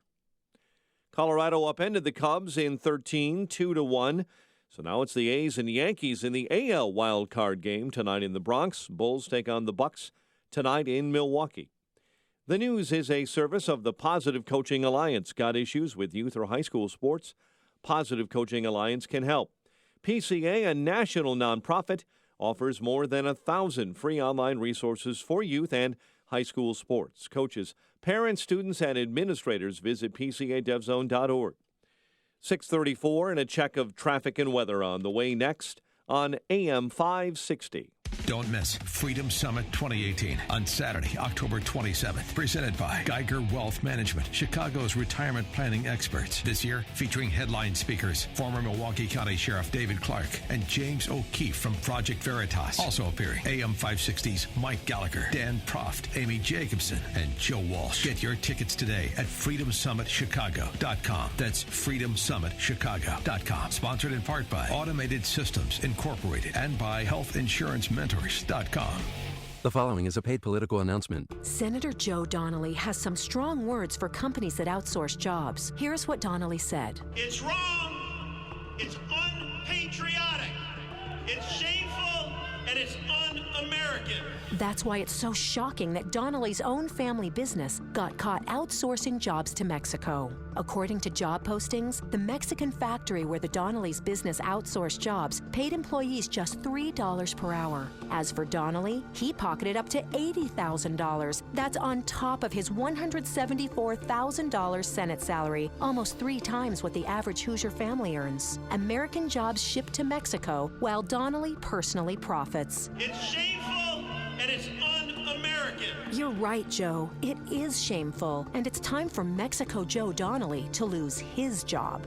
Senate Leadership Fund paid for and is responsible for the content of this advertising. Not authorized by any candidate or candidates committee. www.senateleadershipfund.org. All right, if your roof's needy, you can call Crumweedy. Hey, Sean Hannity here. If your roof is leaky, if the shingles are curling, or if your roof isn't right after storms, then you need to call Crumweedy with roofing companies. And the difference is, of course, installation. Now, Crumweedy, they know that, and that's why they follow the manufacturer's specifications, so your warranty is totally intact. And many companies don't do that, and that could void your warranty. If you hate high-pressure sales tactics, not from Crumweedy. They give you good, better, best options. You make the choice, no pressure. Crumweedy is a roof that lasts at a fair price. Now, Mark Olson and Greg Olson of Crumweedy, they lead this third-generation family business that's been doing Chicagoland roofs since 1953. Now, they fix roof problems, so if your roof is needy, call Crumweedy. That's 630-595-8020. That's 630-595-8020. They're online, of course, at myroofisneedy.com. Check out the newest podcast from the Associated Press, Ground Game, hosted by AP's Megan Crane. A weekly conversation about top political issues ahead of the upcoming midterm elections. Available on Apple Podcasts.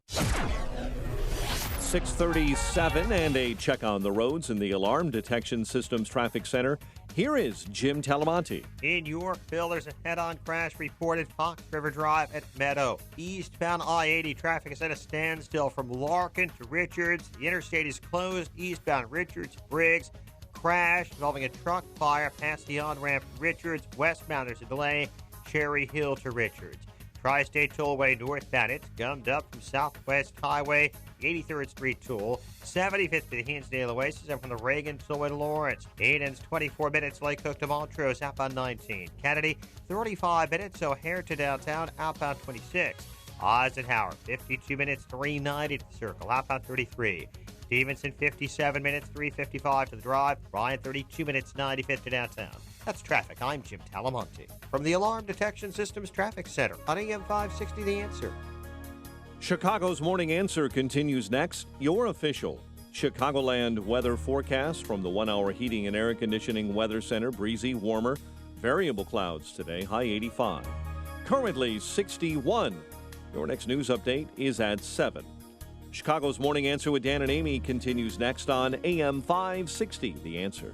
This hourly segment is brought to you by the Alpha Wealth Group, bringing the trilogy of estate, tax, and investment planning together. Visit alphawealthgroup.com for a free report. Hey, Joe Walsh here. Nothing matters in this Brett Kavanaugh mess except the truth. That's all that matters. We'll talk about it when Freedom returns at 5.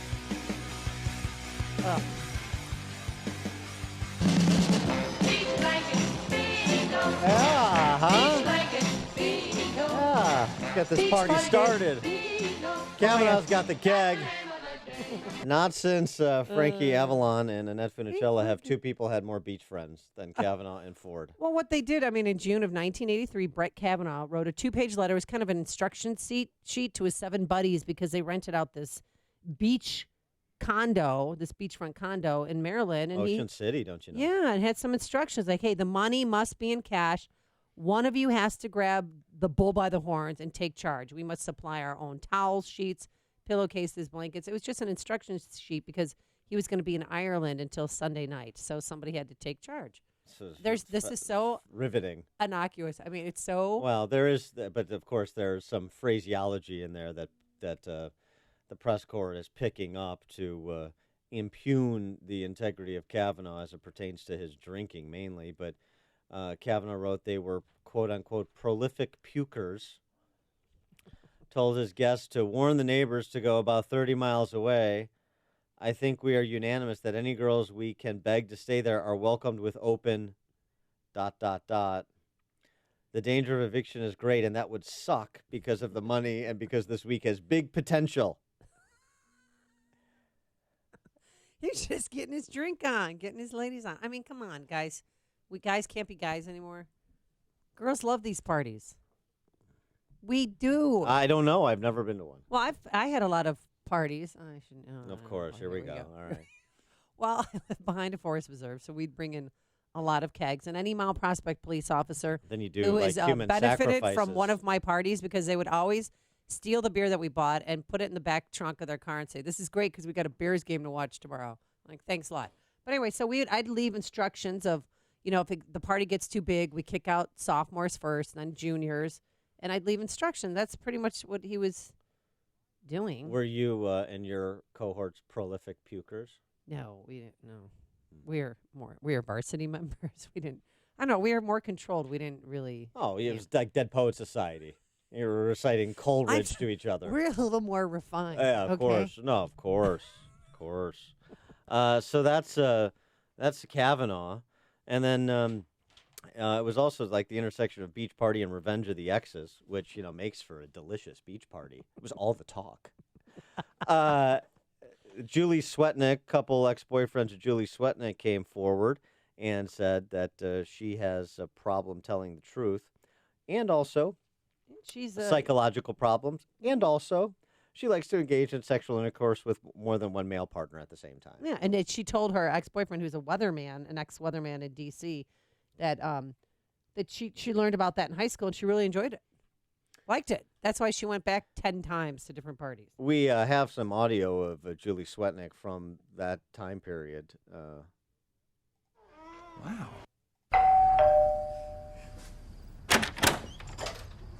Hello. Yeah. I'm here for the gangbang. I don't know if that was Julie Swetnick's house. It could have been, though. Just like it could have been Brett Kavanaugh. We shouldn't laugh because her ex-boyfriend came forward and he filed a restraining order against her because she threatened to kill him. Yeah, this is Richard. Minor details. Vinicci, who was on with Laura Ingraham yesterday, and he said he had to come forward because it's a civic duty to come forward because she scares the hell out of him. Right after I broke up with her, she basically called me many times, and at one point she basically said, "You will never, ever see your unborn child alive, and I'm just going to go over there, I'm going to kill you guys." She said she was going to kill you? Yes, and that really scared me a little bit. Yeah, I could see where that would get your attention. A little red flag for the future. Well, sure. He also said that she never mentioned any of this business about being sexually assaulted. Never once she mentioned that to me. And we used to talk about it, just about everything, and she never once mentioned that at all. She was exaggerating everything. If anybody knows Julie, I'm the person, I mean, I know because I live with her. And everything that came out of her mouth was just exaggerations. And she never mentioned that to me at all. And it's something that I was very surprised to hear this. I was very surprised to actually see her making these accusations because she have never, ever mentioned that to me at all. She is, if you ask me personally if I believe her, I don't believe her. Personally, I don't believe her. I really don't believe her. No one knows better, no one knows Julie Sweeney better than me. And, he can say anything he wants. But the facts are that I know, and that's what I came here to tell the truth. I mean, I know how she is. And she always bragged about all these litigations she was in. Remember, this is a former runway model. That's what she alleged in one lawsuit because she fell in the D.C. Transit and sued them for $420,000 because it affected her modeling career. Her modeling? Model? He said she always had to be the center of attention, and so when he saw her, he's like, oh, that's so typical of her to insert herself like this. There's something else Mr. Vinici said that is salacious and outlandish. And since we're all in one long-running Maury Povich show, we'll Back play in 2 it. and 2, we'll see who the father is. Because it's as relevant as Julie Swetnick's allegations, I suppose. Might have been Brett Kavanaugh. I was assaulted. These parties happened. Brett Kavanaugh may have been involved. Alan Dershowitz said if Julie Swetnick lied, she should be tried for perjury and sent to prison. You think there should be consequences if people are telling stories in this context with so much at stake? I agree with him. Well, the boat guy who said Kavanaugh gangbanged somebody on a docked boat in Newport, Rhode Island, he's getting sued. He's been referred by Grassley for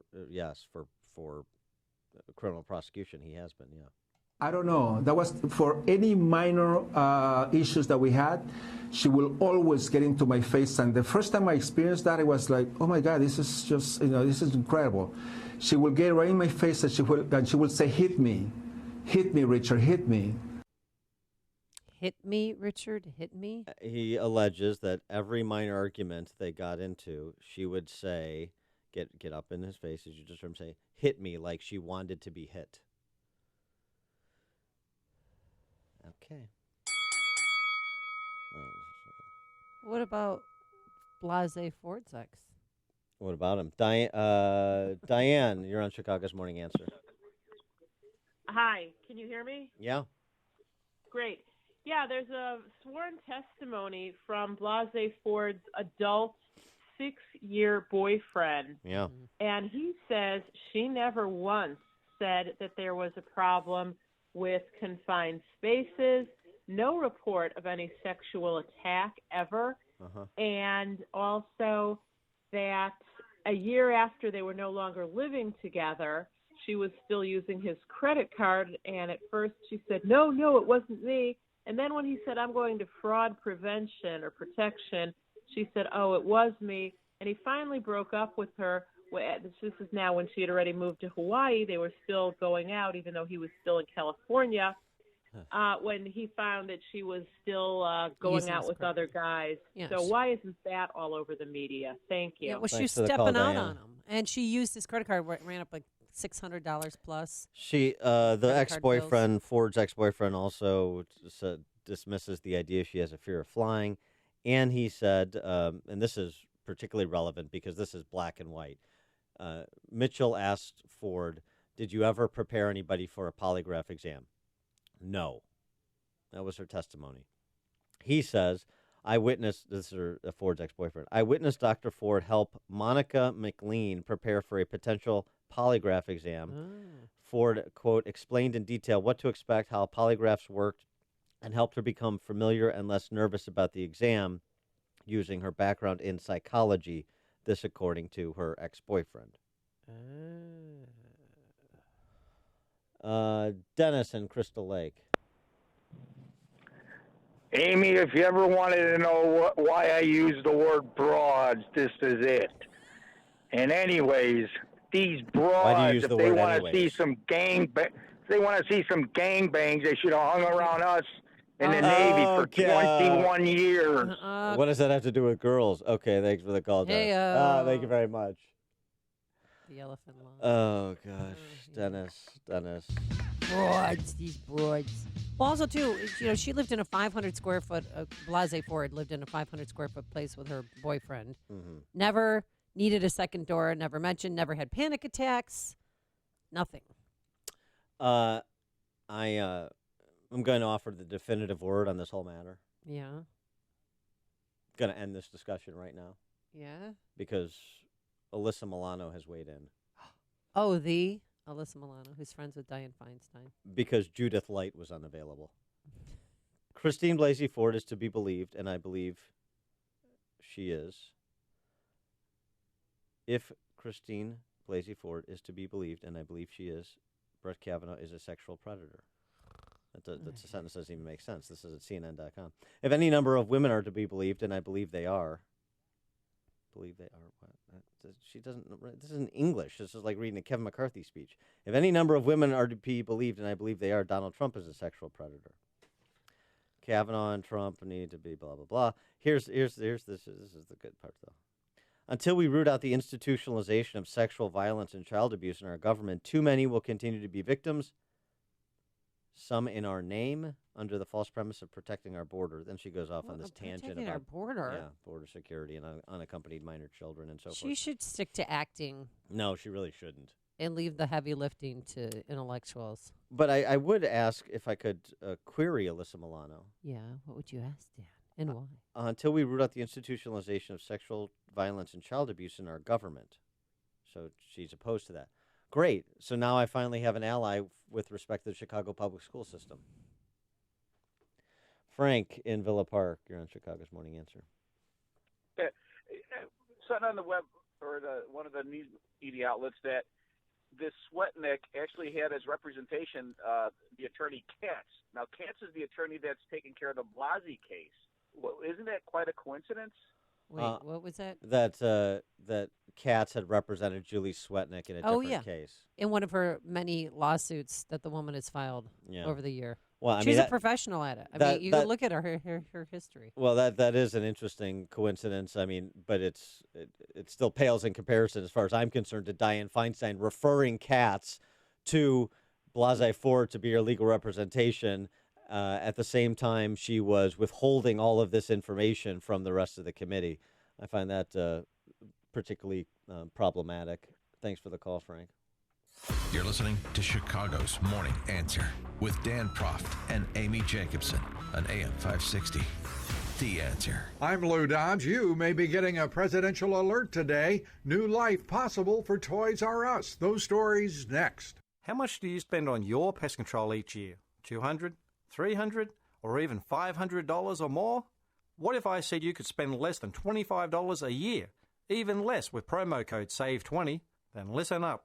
G'day, I'm Scott from Plug-in Pest Free, and yes, it is possible to rid your home or business of unwanted pests for less than $25 per year.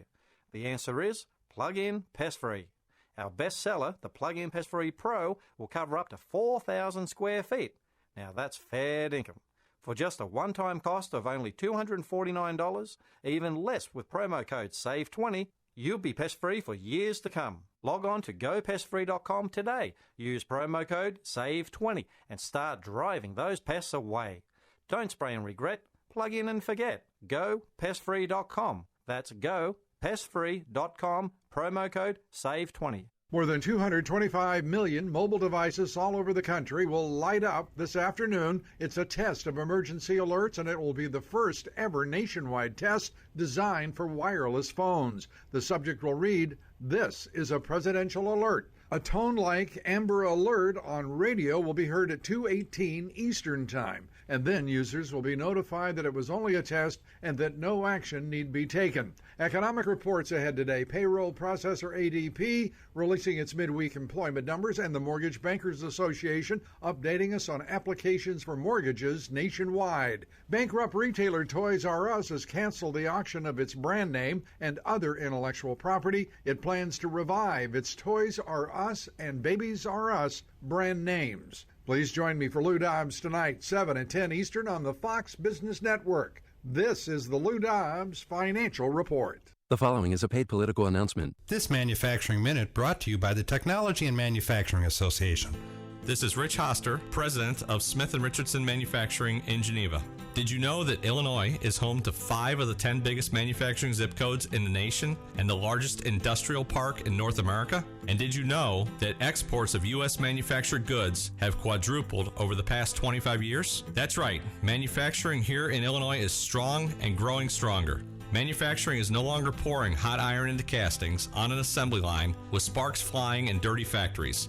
U.S. manufacturing has advanced into high-skilled precision manufacturing, with factories cleaner than your kitchen, producing parts for industries such as aerospace, automotive, medical, agricultural, and tech. Today's high-tech manufacturing is the engine of our economy, and it needs our support so it can drive our state and nation forward. This Manufacturing Minute brought to you by the Technology and Manufacturing Association. Learn more at tmaillinois.org. Balance of Nature's fruits and veggies in a capsule. I thought I had a sinus headache for a few days, but I had a massive brain aneurysm, hemorrhage of the brain, and a stroke, and I was on my deathbed. I was on a respirator in a coma for 35 days, and 3 months later, I came home in a wheelchair. I had double vision. I had to learn to walk again, to speak again. 1 and 1 is 2, write the alphabet. You know, if I went out and did a little something, I'd come home, I'd be in bed. Now, I'm up by like 5:30 in the morning, and I go to the gym. I do shopping. I cook. I have energy all day. I mean, I feel great. Overall, my whole outlook, just feeling, my mental aspect, everything is better.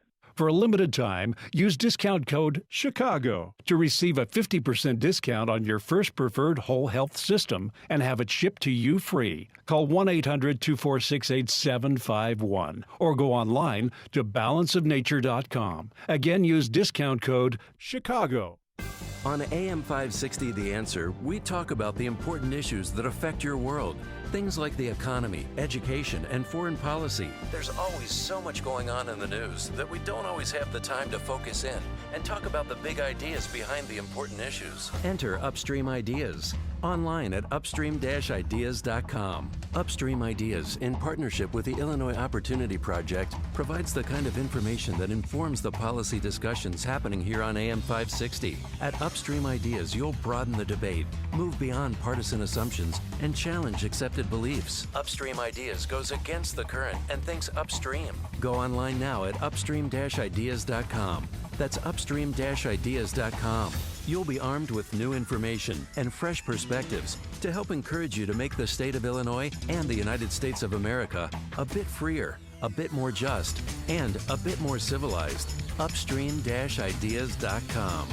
Attention homeowners! Do you need cash to consolidate high-interest credit card payments or pay college tuition? Looking to finance home improvements without paying out of pocket? You've worked hard building up the equity in your home, and Total Mortgage can help you access it at some of the lowest available interest rates. If you are current on your mortgage payments but struggling with other debts, you need to call Total Mortgage right now at 1-800-400-7215. You can have the money you need in as little as 7 business days. Best of all, we'll consider every request, regardless of your credit score. Again, homeowners can now get cash for any reason, like paying off high-interest credit card debt, college tuition, or even home improvements. This Quick Cash for Homeowners program may only be available for a limited time. To find out for free how much cash you qualify for, call today. 1-800-400-7215. That's 1-800-400-7215. 1-800-400-7215. Total Mortgage Services, LLC is an equal housing lender. NMLS number 2764. Not available in all states. Additional restrictions may apply. Offers subject to eligibility. Not all who call will qualify. Call for terms and conditions. What if you could enjoy total peace of mind when it comes to home security? What if the best technology came from a local company who puts the customer's needs first? Alarm Detection Systems is the right choice for an alarm system with complete control from your phone or tablet. Know when your children arrive home from school. View live streaming video. Check up on your pets. Receive alerts for extreme temperatures. Know if leaks or floods have been detected. Get real-time text alerts sent to your phone. Family-owned and operated since 1968, Alarm Detection Systems understands that nothing is more important than the safety of your family. Your security system will be monitored by our central station in Aurora, 24 hours a day, 7 days a week. Alarm Detection Systems is an authorized Honeywell equipment dealer. Our on-site security consultation is always free. Visit adsalarm.com or call 630-844-6322. That's 630-844-6322. Alarm license number 127000143. AM 560, The Answer. I'm still so proud of Di-Fi's little girl, Alyssa Milano. She's all grown up now. Good for her. Coming up on Chicago's Morning Answer. We need to hear more from Lindsey Graham and maybe a little bit less on the topic of Kavanaugh from President Trump at 7:07. But first, let's head straight on into the newsroom, catch up with news from here at home and around the world. Here is Mike Scott. One wounded in a police shooting in Alsip. Chicago police are involved in the investigation on the southwest side. The Van Dyke trial continues today as the officer takes the stand in his own murder trial. Pritzker says he'll repay Cook County property tax money he scammed from the county. Guns stolen from a UPS facility in Memphis have been recovered. We'll have that story for you. Rockies outlast the Cubs in 13 innings to advance. Bulls take on the Bucks tonight, while the Blackhawks open the regular NHL season tomorrow night. Breezy and warmer in your forecast. WIND Chicago News Time is 7 o'clock. He backs Brett Kavanaugh and mocks Christine Blasey Ford. I'm Dave Anthony, Fox News. I had one beer. Well, do you think it was? Nope, it was one beer. Oh, good. President Trump at a rally last night in South Haven, Mississippi, taking issue with some of Ford's hazy recollections about some of that night. She claims Kavanaugh tried to rape her as teenagers at a party in 1982. How did you get home? I don't remember. How'd you get there? I don't remember. Where is the place? I don't remember. How many years ago was it? I don't know. And those cheering supporters also at one point chanted, "We want Kavanaugh." Ford's lawyer calls the president's comments vile and vicious. Republican Senator Jeff Flake called the mocking not right, kind of appalling. He's the one who led the call for a week-long FBI investigation into sexual misconduct allegations against Kavanaugh. Fox News has learned that probe may be finished today. Democratic Senate Leader Chuck Schumer says, "We hope that the FBI investigation is full." This as an ex-boyfriend of Ford's writes a letter to the Judiciary Committee contradicting some of her testimony at that hearing. Fox's Rachel Sutherland live in Washington. Dave, a man who says he dated Blasey Ford in the 1990s, claims she never mentioned Brett Kavanaugh or any experience of sexual assault. He also said she did help a friend prepare for a polygraph test, in direct opposition to an answer she gave prosecutor Rachel Mitchell on Capitol Hill. Have you ever had discussions with anyone besides your attorneys on how to take a polygraph? Never. The man, who has not been identified, also said Ford never expressed a fear of flying and that she once lived in a tiny apartment with only one door. Dave. Rachel, the FBI is analyzing a letter to President Trump intercepted before reaching the White House, and it may have contained the same poison as 2 envelopes intercepted at the Pentagon that initially tested positive for ricin. 2 Americans are sharing the Nobel Prize for Chemistry for their work on more environmental-friendly chemicals for drugs and renewable fuels. Fox News. Fair and balanced. 7:02 on AM 560. The Answer. Good morning, everyone. I'm Mike Scott. There is an investigation ongoing following an officer-involved shooting that wounded one on Chicago's southwest side. Police in Alsip say officers were trailing a vehicle early this morning when it slammed into 2 police cars near 115th and Pulaski. An officer then shot the driver, leaving a suspect hospitalized. 2 officers were hospitalized for precautionary reasons.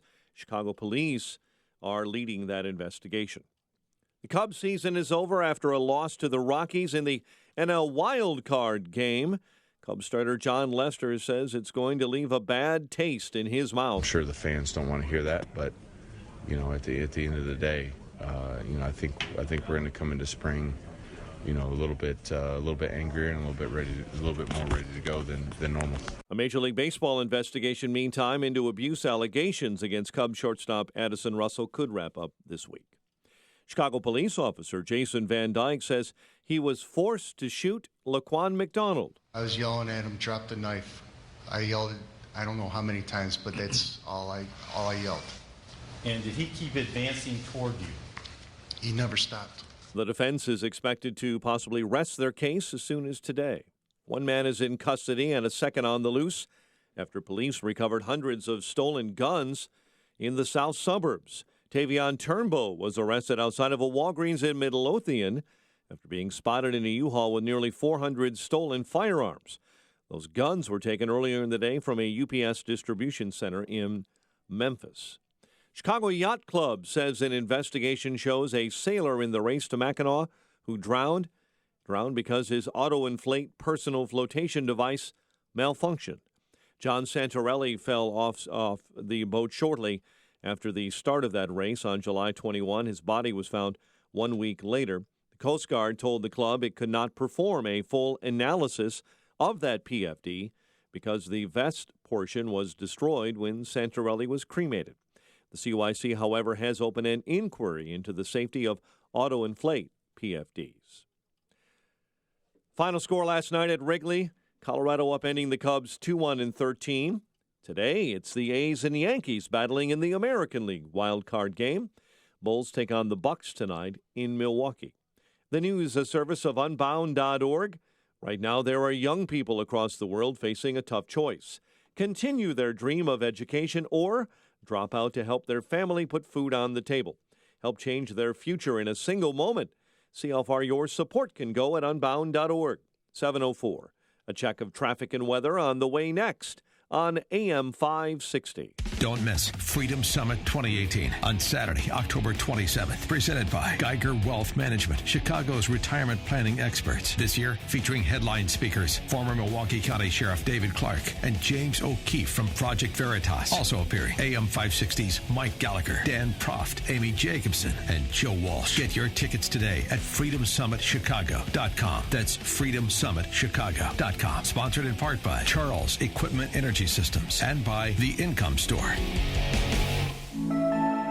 Renowned medical correspondent and endurance race champion Bob Arnott, MD. People ask me, how do you keep competing at the age of 70? Healthy living is important, but so is pain relief. If you have pain, you can't train. So I'm thrilled I discovered Salonpas Lidocaine Plus. This unique topical pain reliever contains 2 safe and effective anesthetics. Nothing has worked better for me. Salonpas Lidocaine Plus, cream or roll-on. To experience relief from muscle cramps in your legs and feet, use TheraWorks Relief. This non-greasy foam is proven to relieve muscle cramps fast and reduce muscle soreness. TheraWorks Relief can also prevent muscle cramps before they start, so you can get a full night's sleep without having to worry about muscle cramps. TheraWorks Relief only takes minutes to apply, absorbs quickly, and it works. TheraWorks Relief is a life-changing product, and you don't even need a prescription. Get TheraWorks Relief today in the pain relief aisle at Walmart, CVS, Rite Aid, and Walgreens pharmacies, or TheraWorksRelief.com. Hey guys, Ken here from the hit podcast Today's Growth, now heard regularly in 18 countries. What percentage of you listening to this commercial often say to yourself, what could I do to make more money, or how can we increase our business? I'm guessing that's most of you. Have you ever heard knock on the door and it'll open? Well, my friends at Income Store have doors you can open that can help you or your family make more money, or doors that lead to an increase in revenue for any business of any size. Income Store has 2 main doors on their website. These doors lead to over 2,000 revenue-generating ideas and products. Although a few of their products are pricey, 90+% of their growth formulas are delivered free or nearly free.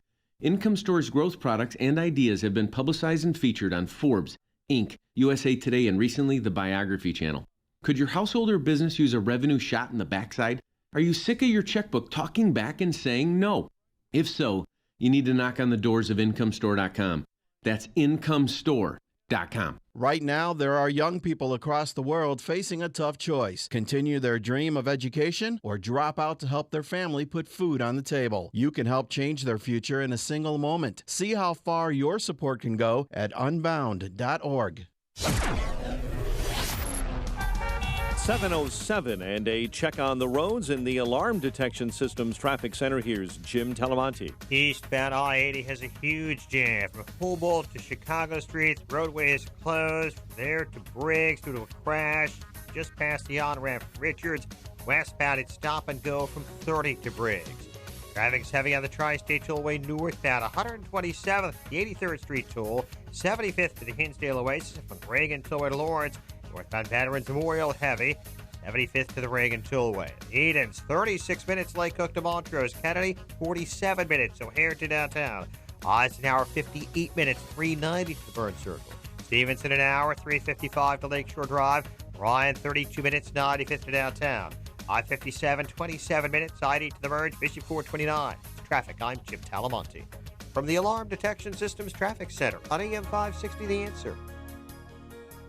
Chicago's Morning Answer continues next. Your official Chicagoland weather forecast. From the 1 Hour Heating and Air Conditioning Weather Center, here's meteorologist Kevin Snyder. Breezy today with gusts up to 35 miles per hour. We'll have a mix of clouds throughout the day with a high 85. Tonight, wind gusts up to 30 miles per hour in the evening. Otherwise, mostly cloudy with a shower or heavy thunderstorm late in the evening. A low tonight of 56. I'm Kevin Snyder on AM 560, The Answer. 61 at O'Hare. Next news, 7:30. Chicago's Morning Answer with Dan and Amy continues next on AM 560, The Answer. This hourly segment is brought to you by Real Estate Revealed with Randy Barcella. Sunday mornings starting at 8. This is Chicago's Morning Answer with Dan Proft and Amy Jacobson on AM 560. The Answer.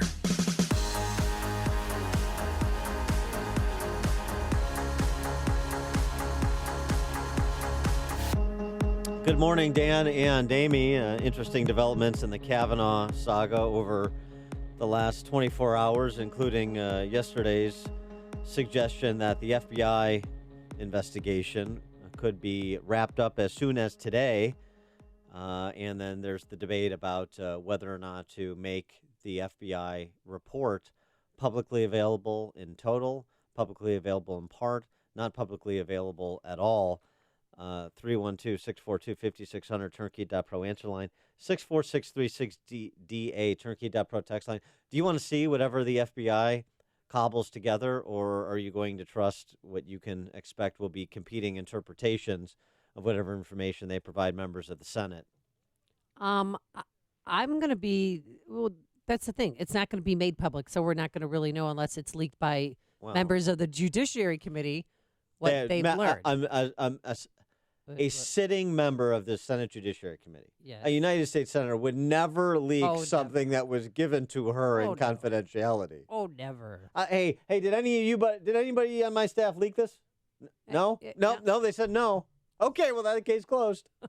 But my point of contention is this whole thing is centered and began because of Christine Blasey Ford, and why the FBI is not interviewing her, I don't understand. Well, I understand it. Well, explain it to me, because it makes no sense. And I'm going to have to fight my liberal friends on this for God knows how long, and I don't want to do that. No, so why can't they just talk to her? You don't have to do it. There's another way out of that. And her attorneys are not happy. They're imploring the FBI to speak to their client, demanding that they do it. There's a way out of that problem you have with the liberal friends. What's that? Discard them. No. So that's one way. In terms of why not put the FBI on her, well, number one, the White House's position is interview whoever you want. Right, and they've interviewed PJ. They haven't interviewed Squee. Yeah. No, but seriously, they've interviewed Ludington, his Yale classmate, Deborah Ramirez, Mark Judge, Ludington, and I don't even know. Have they even talked to Kavanaugh? So, yeah. Okay. So here, the reason, there's reason that Republicans would not be cheerleading the FBI to talk to Blasey Ford is because of what Lindsey Graham said on Hannity last night. It's like, look, I don't want to. She doesn't need to go through the ringer again. I think she's a victim in this whole situation too. I think she's been manipulated by Senate Democrats. This is what Lindsey Graham essentially suggested. And so, we've got her testimony on the record. We don't need to hear from her again. Now, an argument could be made, hey, if her attorneys want her to be interviewed by the FBI, if they're raring for it, then okay, we'll happy to accede to your wishes.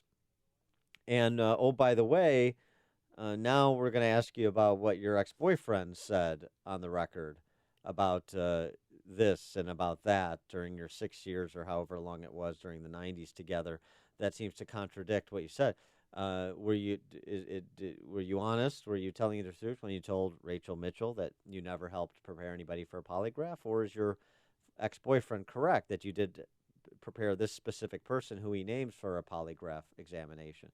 Things like that go to her credibility as well as her veracity under oath, which is even more dangerous. So if I were her attorneys, it's one thing to take that public position. I don't know that I would. I don't know that they would be representing the best interests of their clients by demanding another FBI conversation. Yeah, and everything, honestly, when you look at her ex-boyfriend's account of their relationship, 7 years they were together, never was claustrophobic, never demanded a second door, never had a fear of flying. So, but I'm just saying, if you're going to have a full investigation, you maybe are there any other questions that weren't asked at the judicial hearing that you'd like to be asked? Yes.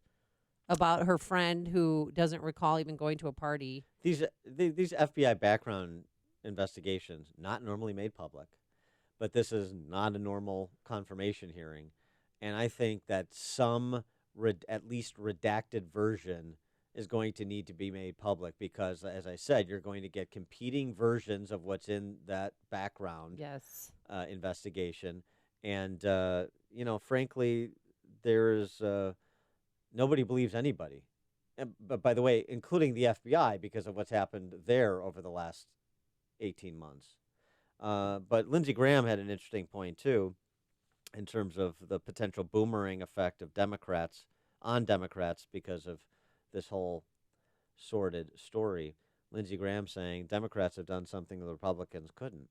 Unite Republicans. Whether you're a Trump Republican, a Libertarian, Vegetarian, McCain Republican, Romney Republican, Bush Republican, you're mad as hell because we're all united that this is unfair. What they're doing to this good, decent man cannot stand. So the Republican of the year will be a Democrat, not a Republican. You've been able to do something, my friends on the other side, I could never do. Unite this party. Yeah, and he suggests that any red state Democrat that votes against Kavanaugh, he or she gone.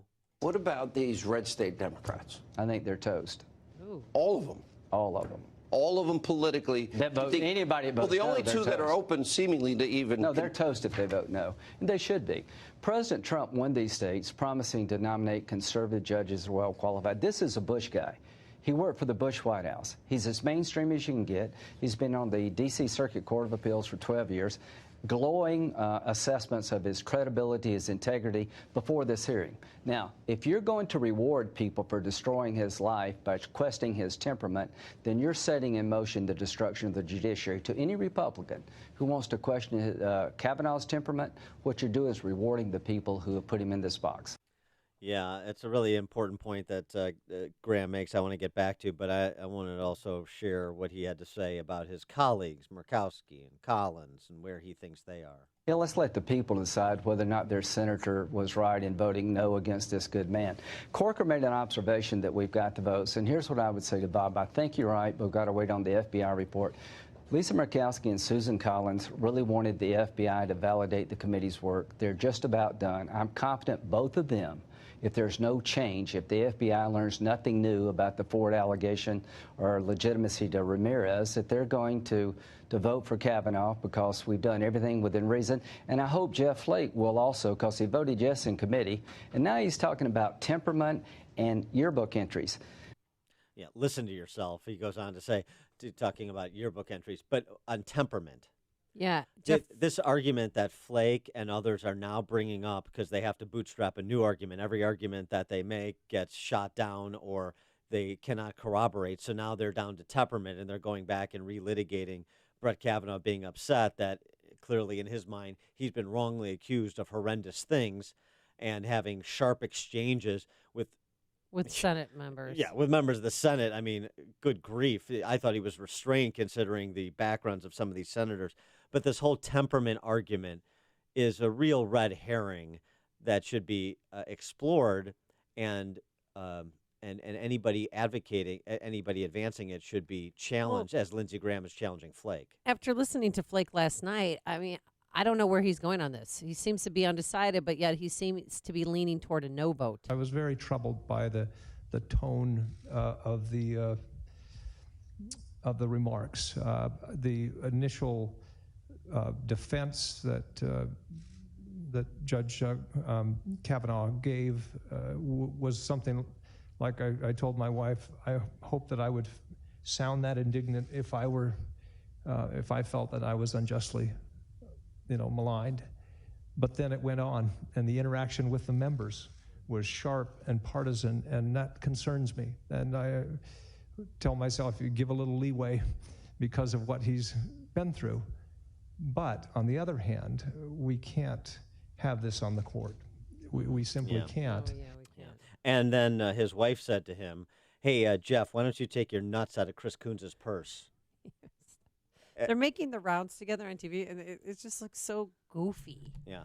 Well, here's Strange. this is the reasoned argument, temperament. Oh man, we have to keep up this appearance, right? We have to continue to perpetrate this fraud. That's what Jeff Flake is saying, because he's a fraud. That's what he's become. I'm sorry to say, but that's what he's become. When he says, I wouldn't have done what I did if I was running for re-election, that says, if I was running for re-election, I wouldn't do the right thing, because he's saying he's doing the right thing here. So which is it? It shows you exactly the nature of what this guy's character has become. It's a sad story and a cautionary tale about swamp fever. But the idea, it's very much like this Christine Fair, just Georgetown professor, who, all men should be castrated and their family jewels fed to pigs. White men and, Republicans and all the profanity. We talked about it a little bit yesterday. And Georgetown University's response to Christine Fair was, we believe in her right to free speech, but we still demand that she keep her classroom free of bias. I mean, it's so absurd. But this the whole idea is keep up the appearance, keep up the facade, continue to perpetrate the fraud. And this is the whole temperament argument. It's perpetrating a fraud. Let me give you another example. Benjamin Wittes, who is a scholar at the Brookings Institute, writes this piece in The Atlantic. I know Brett Kavanaugh, but I wouldn't confirm him. I write these words with no pleasure, with deep sadness. I have no hostility or particular fear of conservative jurisprudence. I have a long relationship with Kavanaugh. I've always liked him, admired his career on the D.C. Circuit, spoken warmly about him, published him, vouched publicly for his character more than once, and taken a fair bit of heat for doing so. And he goes on, despite all of that, if I were Senator, I would vote against Kavanaugh's confirmation. I would do it both because of Ford's testimony and because of Kavanaugh's. And he goes on to say he finds Kavanaugh less credible than Ford. But here's the kicker. Real reason I couldn't do it. I would vote no if I was a senator, says this, scholar at a left-leaning think tank, the Brookings Institute. I cannot condone the partisanship, which was raw, undisguised, naked, conspiratorial, from someone who asked for the public faith as a dispassionate and impartial judicial actor. His performance was wholly consistent with the conduct we should expect from a member of the judiciary. Can't condone the partisanship. We have to keep up appearances. Continue to snowball people. Because Ruth Bader Ginsburg's open partisanship, not a problem. Benjamin Wittes hasn't taken the time to pen a piece calling for Ruth Bader Ginsburg's impeachment because she was cheerleading for Hillary Clinton and denigrating Donald Trump as just one example of her public partisanship, even though, according to Wittes, someone who asked for public faith as a dispassionate and impartial judicial actor. Well, that's not Ruth Bader Ginsburg, for example. Where are the applications of this standard to her from Jeff Flake or Benjamin Wittes or anybody else? It's a scam. It's a scam, just like it is Jeff Flake and Chris Coons doing their bosom buddies routine. Just like it is when you hear the siren song of bipartisanship compromise from these tax eaters and grifters in Springfield. It's a scam. And I'm glad, frankly, and shocked. I think it's a narrow instance here. I don't know that he's going to make the rest of his career out of doing this, but it's been a pleasant surprise to see Lindsey Graham make some of these arguments, at least in defense of Kavanaugh. I wish he would do it with more frequency, and so would his colleagues. Verlon on the South Side. Man, I hope I can get this in. But Amy, I've been listening to you all morning saying that Donald Trump shouldn't be the messenger for Brett Kavanaugh's case. Where else is he going to go to clear his name? Nobody else is standing up for him to clear his name except for Lindsey Graham. Look, I want you to think about Clarence Thomas. Yeah, he got confirmed, but nobody took up for him. Now, I want you to think about that. That's the reason why it lingered for as many years as it did. Donald Trump has the biggest microphone in America, and he's going on a limb to clear this man's name. That's why I love him. I want you to think about Brett Kavanaugh's wife. When she goes to her soirees around her social groups, they're going to point the finger at her just like they did Clarence Thomas's wife. That hurts. Well, think about the kids when they growing up going to school. Kids are cruel. They're going to pick with his kids. Okay, the other kids are going to pick with his kids because of what his father's going through. Kavanaugh's not carrying this burden alone, and I'm going to go on the limb and say something else. I'm going to say something that nobody else wants to say. Those women are liars. All three of them are liars. And I'm going to tell you something. They may have been raped. All of them may have been raped. But these rape victims, they have this groupthink. They're using Kavanaugh as a vessel to express their pain. It's not Kavanaugh. It's not one individual man. It's all men, as far as they're concerned, are bad or potentially bad. So I want you to think about that. Donald Trump is a fighter. That's why I love him, and he's fighting for Kavanaugh, and he's the only one that can probably help Kavanaugh clear his name. All right, Verlon, thanks for the call. I think he was passionate about that. Yeah, he's giving you a lot to think about. Here's what I would there's a lot of what he said, but a lot to what he said. One thing, though, in terms of like Trump fighting for Kavanaugh and who else is going to fight for him, it's not the issue is not about Trump fighting for Kavanaugh. He should. He's Trump's nominee. He should fight for him, and it's the honorable thing to do based on the evidence in hand. It's how he fights for him. That's what we were talking about. That's what you were talking about earlier. It's not that you're rallying to the defense. You've been rallying to the defense of Brett Kavanaugh. Yeah. It's just how he did it. Is it more counterproductive than productive? Yeah, and it doesn't help, I think, with wishy-washy Republicans who want to see this FBI report, and then some moderate Democrats. And it doesn't help perpetuate the Republican Party. I think this might hurt during the midterms when he comes out and attacks a woman who most people think has already been victimized. Well, right, and if you agree with what Lindsey Graham said, if you agree with his assessment of the political landscape right now, and that this is boomerang on the Democrats, then what's the old saw in politics? If your opponent is busy destroying themselves, don't interrupt. Bob and Waukegan. Yeah, I think Lindsey Graham should take Monica Crowley's piece in The Hill this morning and read it before they even vote on the confirmation for Kavanaugh, because it will put all the Democrats in their place. But we're in a civil war, and the other side is uncivil, so it's not going to make any difference. They have no shame. The lady said that she had one beer. Well, it was the punch that was spiked. It wasn't the beer. So why can't she remember anything when she had one beer? Because the beer was not spiked. I think you're conflating parties. Yeah. The punch spike, the alleged spiked punch, was the testimony or the statements of Julie Swetnick. Ford never testified to anything about spiked punch, as far as I'm concerned. As far as I know, I should say. Thanks for the call. Thanks. Is that right? Right. Yeah. No, she just had one beer at the party, and then it was Swetnick who said the thing about the punch. Yeah. If you're talking about it, Dan and Amy are talking about it. It's Chicago's Morning Answer on AM 560. The Answer. The following is a paid announcement. Now, Geiger Wealth brings you Grow My Retirement. Thanks for joining us today, where once a week we get together to talk about retirement planning. Bill Geiger, welcome. I know that your firm focuses on working with couples in their late 50s to early 60s, preparing them to retire with confidence. But Bill, what does it actually mean to retire with confidence?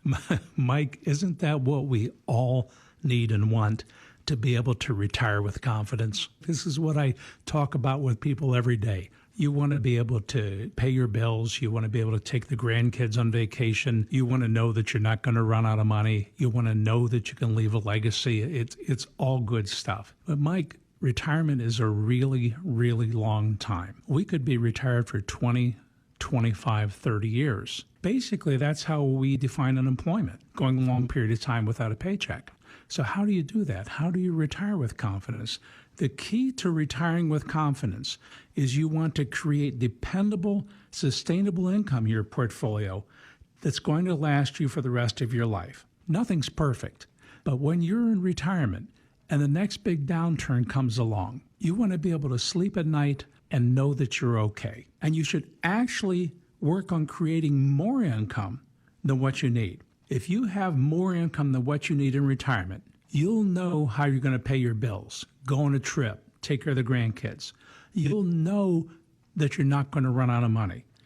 And you'll know that you're going to be able to leave a legacy. And folks, That's retiring with confidence. Mike, I know you're going to talk about this in just a moment, but for the next 5 couples who call in today who have at least $500,000 in their retirement portfolio, we're going to do on a complimentary basis a full-blown retirement plan for them. We're going to work with them on how to set up a plan so they know how to protect what they have, so they know how to create a dependable, sustainable income stream, and so they know, maybe for the first time ever, have that confidence to know that they have a game plan to move themselves into retirement. Bill, this is a fantastic opportunity because, folks, nothing can be more frustrating than working hard your entire life, saving as much as possible for retirement, then having no idea how you're going to make your life savings last 20 to 30 years or more. Bill and his team at Geiger Wealth can help. They're going to sit down with you personally to create a full-blown plan for your retirement. Folks, this is up to a $3,000 value. It's complimentary for the next 5 couples who have at least $500,000 saved for retirement. Call 800-681-2498. Again, that's 800-681-2498.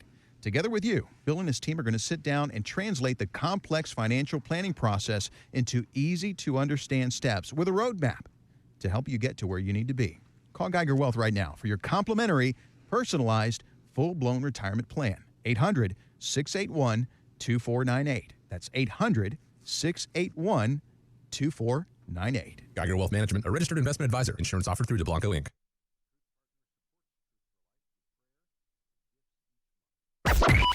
AM 560, The Answer.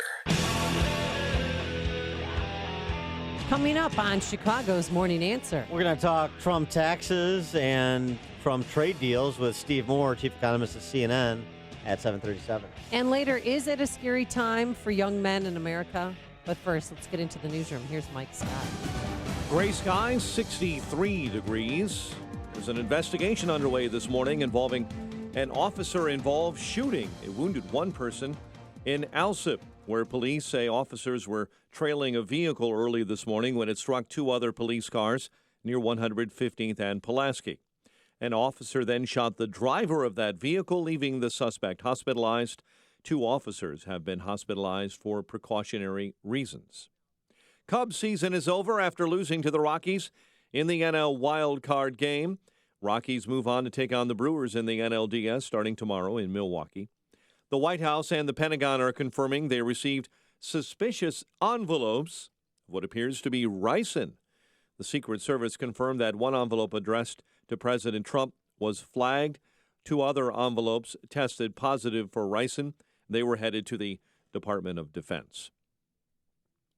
The New York Times says the FBI investigation of Supreme Court nominee Brett Kavanaugh could be completed shortly. Senators could see results as soon as today. The president, last night at a campaign rally, says Brett Kavanaugh's life is ruined because of the sexual assault allegations against him. And a man's life is in tatters. A man's life is shattered. His wife is shattered. His daughters, who are beautiful, incredible young kids.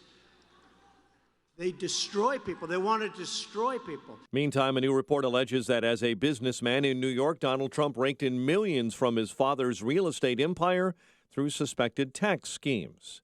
One of the rising stars of the Democratic Party in the nation and in Missouri is pulling out of next year's race for mayor of Kansas City. Jason Kander, a former state representative, says he can no longer hide he's suffering from PTSD and depression from his 4 months of service in Afghanistan. Kander had also been mentioned as a 2020 presidential contender. Chicago police continue investigating whether the same person is responsible for a pair of murders this week in Rogers Park. Governor Rauner is calling for the shutdown of a suburban Chicago plant suspected of emitting chemically polluted fumes that may elevate the risk of cancer in Willowbrook. Chicago sports, well, here's that final score. Colorado upends the Cubs 2-1-13 at Wrigley. The American League wild card game is tonight in the Bronx, A's and Yankees. The news, a service of Smart911.com, a free service coming to Chicago this fall. Smart 911 allows you to provide important medical and household information to assist first responders in emergencies because every second counts. Sign up today at Smart911.com. 7:33 and a check of traffic and weather on the way next on AM 560. Hi, it's Amy Jacobson, and I've been raving about MyPillow for years now, but I know a lot of our listeners still aren't sleeping on a MyPillow. Well, even if you sleep well on a different pillow, I recommend you try sleeping on a MyPillow. That's because you can actually move the fill to get the support you need, regardless of your sleep position. And like I've told you, I never wake up with a stiff neck or headache. They're made in America, washable and dryable, hypoallergenic, and a 10-year warranty, 60-day money-back guarantee. So go online or call now for the buy one, get one free deal on premium MyPillows. One for you and the other for a loved one or as a holiday gift. You'll still get 30% off everything else, including the MyPillow mattress toppers, pet beds that my dog Bunky loves, luxury Giza cotton sheets, and more if you use the promo code AMY. So visit MyPillow.com or call 800-489-0201. That's 800-489-0201, promo code AMY. Balance of Nature's fruits and veggies in a capsule. I thought I had a sinus headache for a few days, but I had a massive brain aneurysm, hemorrhage of the brain, and a stroke. And I was on my deathbed. I was on a respirator in a coma for 35 days. And 3 months later, I came home in a wheelchair. I had double vision. I had to learn to walk again, to speak again. 1 and 1 is 2, write the alphabet. You know, if I went out and did a little something, I'd come home, I'd be in bed. Now I'm up by like 5:30 in the morning, and I go to the gym. I do shopping. I cook. I have energy all day. I mean, I feel great. Overall, my whole outlook, just feeling, my mental aspect, everything is better.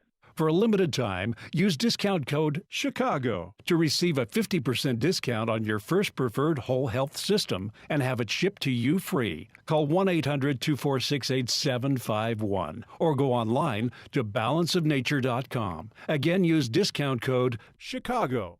Signature Bank is Chicago's fastest growing independently owned business bank. It's a bank where relationships still matter.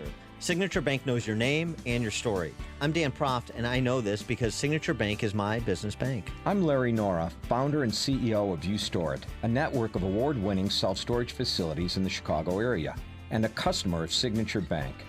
We've developed over 70 storage centers throughout the city and suburbs, and our business continues to grow. We need a bank who understands the neighborhoods and communities where we are making investments. We found that in Signature Bank. They know this city and its neighborhoods because they are based right here in Chicago. Finding a local banking institution like Signature Bank has been critical to the success of You Store It, and we look forward to a long-term relationship. Signature Bank is looking for their next success story. To learn more about turning your business vision into reality, visit signaturebank.bank. Signature Bank, helping local businesses succeed. Member FDIC, Equal Housing Lender. Check out the newest podcast from the Associated Press, Ground Game, hosted by AP's Megan Crane. A weekly conversation about top political issues ahead of the upcoming midterm elections. Available on Apple Podcasts. 7:36 and a check of the roads in the Alarm Detection Systems Traffic Center. Here's Jim. Eastbound I-80 is a parking lot from Humboldt to Chicago Street, where the interstate is closed from Chicago Street to Briggs due to a major wreck. Traffic's forced off at Chicago Street. Westbound 80 has delays from Francis to Richards. Tri-State Tollway northbound, it's jammed. Harlem to the Hinsdale Oasis up from the Reagan Tollway to Lawrence. Northbound Veterans Memorial from Boughton to the Reagan Tollway. Eden's 32 minutes. Lake Cook to Montrose outbound 25. Kennedy, hour and 10 minutes. O'Hare to downtown. Eisenhower, an hour and 3 minutes, 390 to the Circle. Stevenson, an hour, 355 to Lakeshore Drive. Bryant from 95th to downtown is 33 minutes. 53 has roadwork delays southbound from Northwest Highway to Higgins. It's traffic. I'm Jim Talamonte. From the Alarm Detection Systems Traffic Center on AM 560, The Answer. Chicago's Morning Answer continues next. Your official Chicagoland weather forecast from the 1 hour heating and air conditioning weather center. Breezy, warmer, variable clouds.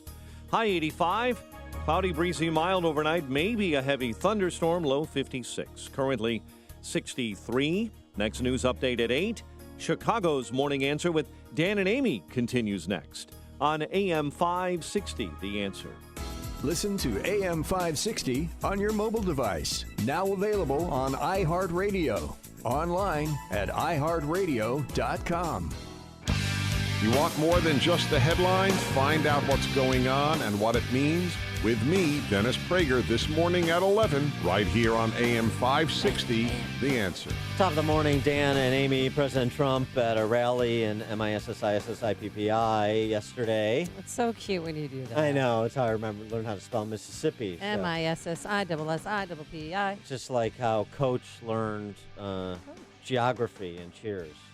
Remember? Oh. Fresh my memory. Albania, you border on the Adriatic. You know, you got to come up with mnemonics like that. Near Greece. Well, that's a little off key. Okay. All right. So President Trump, of course, the big takeaway from the D.C. press corps is President Trump mocking Blasey Ford, her lack of details, her emphasis on having one beer. But there's something else that he said at the rally that we're going to take up here, get your reactions. This is it. What's happening now, they had gang rape. Gang rape? Many times. Well, that turned out to be false. So many different charges. Guilty until proven innocent. That's very dangerous for our country. Guilty until proven innocent, very dangerous for our country, not just in the court of law, but the court of public opinion. The shame mob that we've talked about that is no longer confined to college campuses. I don't know if you've noticed, but if you didn't until now, which you should have, you certainly do now. So the question is this is a dangerous time in our country, particularly, I mean, not to play the role of the victim here, but this is what people are discussing. Take your opinions on it, particularly if you're a man in your interactions with women in the workplace and generally. 312-642-5600, turnkey.pro, answer line. 64636DA, turnkey.pro, text line. Do you worry that your husband, your brother, your sons could be targeted? Well, Don Jr. started this. He gave an interview outside one of his log cabins he was hunting at. And mentioned, that he's more worried for his sons than his daughter. Was Kimberly there? Oh, you know what? I didn't see her in the background. I didn't see her, but he was asked that. President Trump was asked that same question yesterday. Very scary time for young men in America when you can be guilty of something that you may not be guilty of. You could be somebody that was perfect your entire life, and somebody could accuse you of something. But in this realm, you are truly guilty until proven innocent. And this is not to say, because I can hear the other side saying, well, you want to talk about a dangerous time. What about women who are assaulted? What about women who aren't believed? What about women who are intimidated into staying silent in the face of wrongdoing that they've suffered? Well, right, that's not right either. But the question isn't, the patriarchy argument or whether men should be above reproach. The question is sort of the standard of analysis, sort of. There's no due process for men. Well, as my son said, there's two choices for gender choice: feminist or rapist. There's due process in a court of law. The question is, should it apply in the court of public opinion?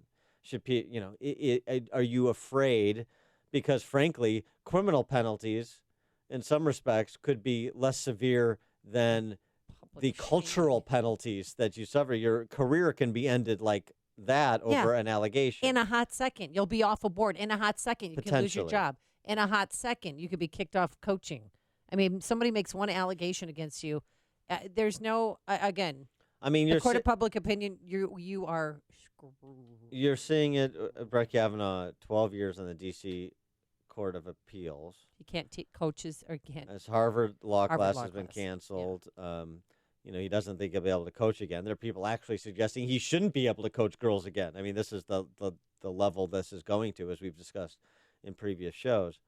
So, is that a real thing? Do you really fear that your husband could be wrongly accused in a workplace setting, or your children, your sons, in a school setting? Is that a real fear that you have as someone with sons? Yes. What about your fictitious children? What do you tell them? I don't have any fear. They don't know fear. They color inside the lines. So we've got homecoming dance coming up, and yeah, Peyton asked somebody to go, and he won't tell me her name because he doesn't want me to know. But, was wondering, well, what's appropriate, what's not appropriate. And I, at this point in time, like, don't touch her. I mean, don't, maybe you can hold hands or slow dance. But I'm just so worried that if one allegation is lobbied against him, that it will ruin his high school career. I've got somebody who could help. It's the classic story of a porn star with a heart of gold. Like Stormy Daniels. Tasha Rain. This wonderful think piece in the Daily Beast, leftist outlet. Tasha Rain, the porn star teaching frat boys about consent. Oh, well, that's a new kind of summer camp. Yeah. Mom, can I go for 2 weeks instead of 1? Mom. Yeah. So I don't know when she has availability, Is this before? but I'll pass on the before initiation, after pledging. Okay. Mm-hmm. They seem to want to learn, Miss Rain says. Maybe they act differently with a few beers in them, so I make sure to let them know that consent means you or your partner can't be blacked out or even drunk. Okay. That proves to be the most challenging part of the conversation. There are many queries like, what if the girl makes it up that I did something to her? That is when I present them with their fear versus reality. Why on earth would a woman want to deal with the public humiliation that follows? What is her reward? So Tasha Rain has clearly been reading from Miss Katz and the other leftists who are Senator Harris and others who are suggesting that no one would lie, even if no one would lie for benefits because there could be some downsides. When in point of fact, we've seen this happen on any number of high-profile cases. People are willing to make up stories, or they suffer from some kind of disorder, or they've convinced themselves of something that isn't true innocently honestly, enough. It's so true. And like you with a dead body in your backyard. No, if you say something enough and you lie to yourself enough, you eventually believe the story. It Right. is so true, and it is proven time and time again. Right. So and don't go back to the dead body in my backyard. So there, well, is it there? Not dead body, the body in my backyard, obviously. No, I don't know. It could. And I heard yesterday. Excuse me for going off on it. Yeah. No, that please. it might be some weapons that are buried there. Some weapons that were used in a crime that were buried in the backyard. Weapons you buried. I didn't. First in of all, the crime you committed against the I didn't commit victim. any crime, and I didn't do anything wrong. I'm just a victim of circumstances. Why don't you do? Then fine. Why don't you? Let's go. Let's have the site excavated and let's see what's there. Saturday might be excavation day. All right. Because I have some time on my hands. Yeah. You know what I mean? I'll send my detective friends over. Just in time for Halloween. Don't spoil the crime The scene. Marshfield monster comes to life. So, with respect to this, though, the what is her reward? Yes. And I mean, I tell you what, if a porn star can't offer young men better advice than members of the U.S. Senate, then we're really in a bad place. Art in McHenry, you're on Chicago's Morning Answer. Good morning. Yeah, with what's going on with Kavanaugh and what's these false accusations, him being guilty by the view of the public, I won't even tip women more than than what's required for my order at restaurants now. I won't even be left alone with a woman. I'm avoiding women at all costs, All right, except for my wife. All right, Mr. Well, Pink. What does your wife It's the safest thing we could do. What does your wife think about skimping out on the waitresses? I didn't say nothing. I left my wife, my daughter, my 22-year-old daughter, let them make their own opinion, and they both felt like she was lying from the word go. No, I mean about her tears were fake. No. I mean about tipping. I'm sorry. I mean, yeah, your Steve Buscemi tipping? routine. Yeah.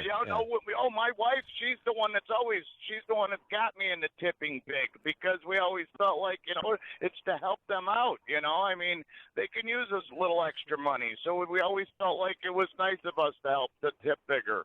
But now with what's going on, I won't tip anybody big except for the male waiters from now on. Right. Just because I don't want to have them coming back and saying, oh, he gave me a big tip and was trying to get my number, or who knows what they could come out and say nowadays. All right, thanks for the call, Art. What do you think the men are going to think when you start tipping them big?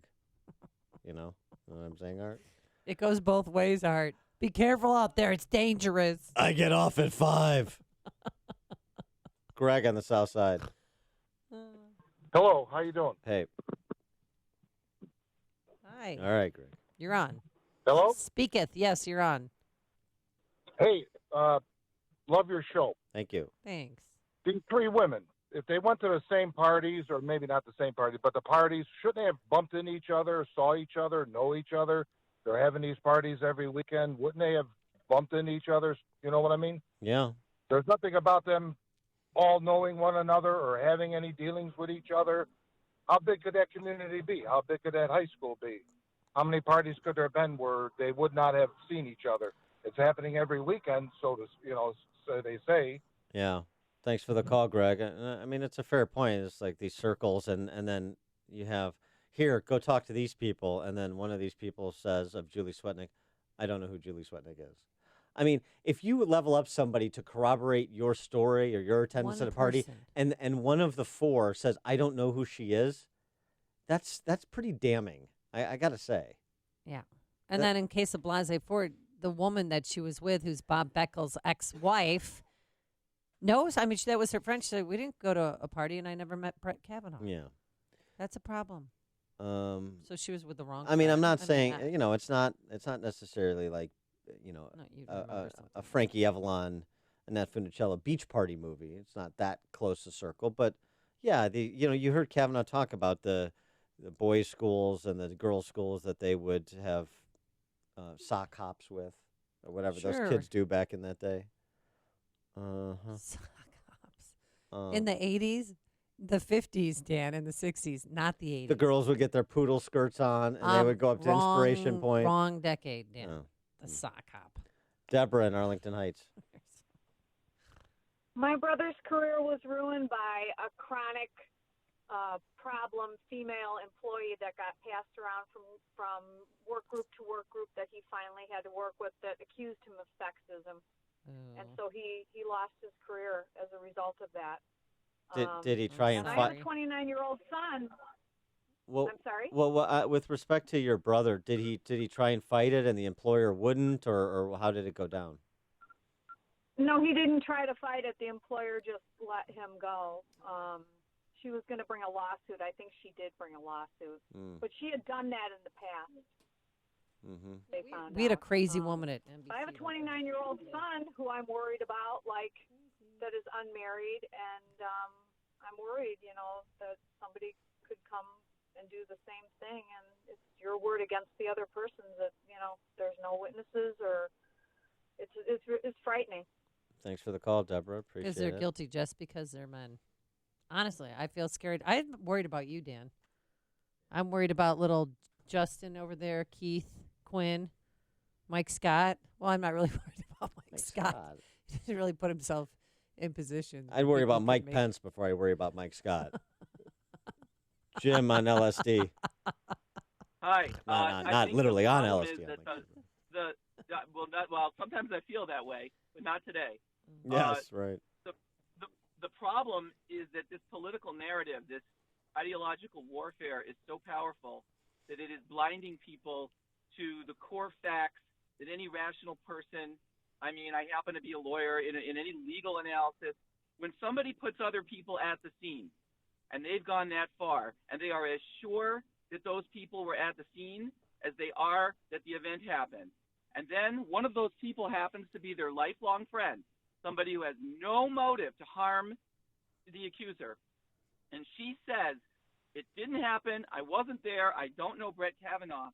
In a rational analysis, that is dispositive. You don't have to believe Brett Kavanaugh. You don't have to believe Christine Ford. You don't have to judge whether somebody's tears look sincere or any of this gushy, stuff. All you need to know is that she's positive that Leland Kaiser was there, and Leland Kaiser says, I never met Brett Kavanaugh. In any rational analysis, that's done. Last comment, I don't know if you guys remember a book a long time ago called The World According to Garp. Sure. Yep. But, it was this insane, or Bonfire of the Vanities even. It's the same idea. It's this notion of this compelling narrative, this irrational addiction almost to a cult of victimhood that, in Garp, it was this woman who lost, I guess she cut her own tongue off, and so all these women who followed her cut their tongues off. I mean, it was insane. And I think that kind of hysteria is kind of what's going on right now. Yeah. Okay. Thank you. Thanks for the call, Jim. I don't disagree. I don't know. John Irving and Tom Wolfe. That's some good authors he referenced. Men, we don't know what we did. This is the morning show more Chicago radio listeners are choosing. This is Chicago's Morning Answer on AM 560. The Answer. Folks, when shopping for a home mortgage, how much is great service, low closing costs, and competitive interest rates worth to you? At Townstone Financial, it's priceless. Hi, Barry Sterner, founder of Townstone Financial. Let's hear about the Townstone experience from a VA client. I do have a very close personal friend. Him and his wife were both Army. They did a couple tours. They were denied their VA loan at the 11th hour. They got the carpet pulled from underneath them. So, you hear horror stories like that. With you guys going through the VA process, you guys really did most of the legwork. I mean, just a matter of getting my paperwork in order and making sure you guys had the right documents so that you could push it through, make it happen, and get us the keys to our new home. Remember, nobody values your home mortgage business more than Townstone. I guarantee it, and I own the company. So call me now, Barry Sterner, at 312-896-2110. That's 312-896-2110. Or go to townstone.com. That's TOWNSTONE.com. Townstone Financials, Indiana, Michigan, Wisconsin, Florida, Illinois, mortgage licensee 6629 and NMLS 136639. Equal housing lender. Right now, are you sitting in your home afraid to go out in public? Afraid to be seen in a restaurant? Afraid to talk or smile knowing those dentures will fall out at any minute? I'm Dr. Howard Cooper from Excellence in Dentistry, and we can handle all your worries. We have a complete in-house denture lab, and we're here to help you smile and eat with all the confidence again.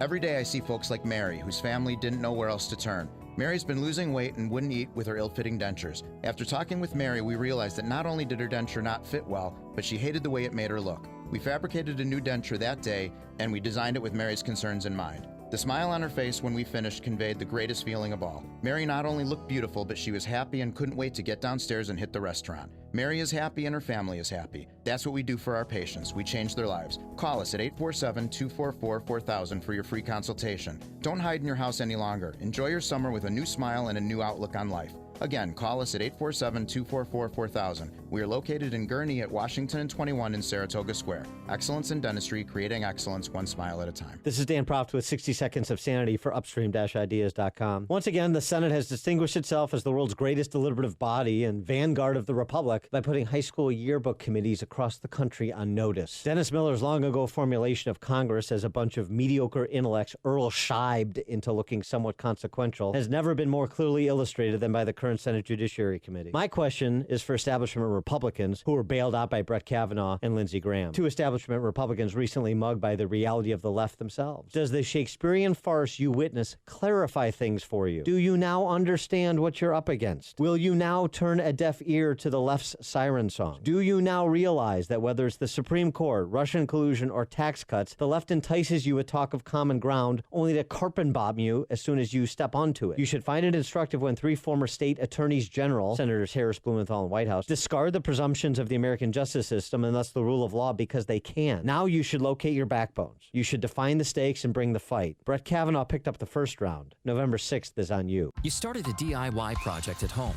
Then you realize convenience isn't always easy. The why in DIY doesn't mean why is this so hard. At ADT, we DIFY. Do it for you.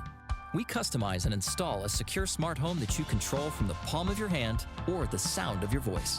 Smart security, designed and installed just for you with ADT. Visit ADT.com/smart to learn more. License information available at ADT.com. ADT. Real protection. Copays, codes, coupons. Searching for savings on prescriptions is so complex, it's like you need a doctorate degree. Fortunately, CVS Pharmacy employs thousands who have one. Our pharmacists. Plus, we built a proprietary search tool to help them find you savings on prescriptions. You don't need to know all of that complicated stuff. You just need to know someone who does. Your friendly doctor of pharmacy at your local CVS. Savings vary. Not all patients eligible for savings. Ask pharmacist for details. Message and data rates may apply. The moment your child was born, your life changed forever. A dream came true, but other dreams, like getting your master's degree, may have been put on hold. But it's not too late. Patricia is earning her MBA from the University of Illinois as part of the iMBA program, 100% online on Coursera. After giving birth, it was really hard. I don't think I would be able to have finished any other program. Coursera is your online path to master's degrees from acclaimed universities. Discover the degree right for you by texting PROUD to 250250. Applications available now. Getting my MBA makes me feel empowered. I don't need to stop working. I don't need to stop being a mother. I don't need to stop having my life. And that is everything. Find the degree right for you by texting PROUD to 250250. Coursera, your course to success. Text PROUD to 250250. Want your home's furnace to stay safe and reliable? And want to prevent any potential problems before they happen? At your local 1 Hour Heating and Air Conditioning, we recommend an annual furnace inspection and tune-up. Right now, get a $79 furnace tune-up. Call 855-1-HOUR. Because not taking care of your furnace, that's just cold. Your comfort is just a call away. Call 1 Hour. Terms and conditions may apply. Call for details. Independently owned and operated. Licensed in the respective state or county. The players are fired up. The coaches are prepared for battle. The student section is rumbling. The band is ready to rock. And you're ready for victory. Touchdown, Northern Illinois! Every game, every victory is right here on the Husky Sports Network. The Huskies take on the Ball State Cardinals this Saturday afternoon at 2. NIU football is on AM 560. The Answer. What's happening? What does it mean? Why is it important? We've got the answer. AM 560. The Answer. WIND, Chicago. He mocked Brett Kavanaugh's first accuser. I'm Dave Anthony, Fox News. But first, President Trump backed his Supreme Court nominee. Shouldn't happen to him. Shouldn't happen to him. What he's going through, 36 years ago, this happened. Then the president at a rally in South Haven, Mississippi, poked fun at Christine Blasey Ford's hazy recollections of some of the nights she claims Kavanaugh tried to rape her. Fox's John Decker's live at the White House. President Trump drew laughter and cheers from supporters as he mocked Christine Blasey Ford, who alleges that the president's Supreme Court nominee Brett Kavanaugh sexually assaulted her when they were in high school. What neighborhood was it in? I don't know. Where's the house? I don't know. Upstairs, downstairs, where was it? I don't know. But I had one beer. That's the only thing I remember. Prior to last night, President Trump had largely refrained from criticizing Blasey Ford, describing her as a very credible witness after her Senate testimony. Dave? John Ford's attorney calls the president's comments vile and vicious. Republican Senator Jeff Flake told NBC's Today Show. It's just not right. It's just not right. I wish he hadn't have done it. Just to say it's kind of appalling. Flake's the senator who led the charge for the week-long FBI investigation into sexual misconduct allegations, which Kavanaugh denies. A source tells Fox the FBI could be done today. Parts of the Arizona desert are underwater. This is the worst it's been in a long time. Heavy rain from the remnants of a tropical storm flooded homes and buildings, swept cars off some roads in the Phoenix area. Some people had to be rescued. Later today, many of us will get a text from President Trump. Not a tweet, a presidential text alert. But this is only a test of sending wireless messages nationwide. Some of you might get it on an Apple Watch. It'll be similar to weather or Amber Alerts you may already get on your phone.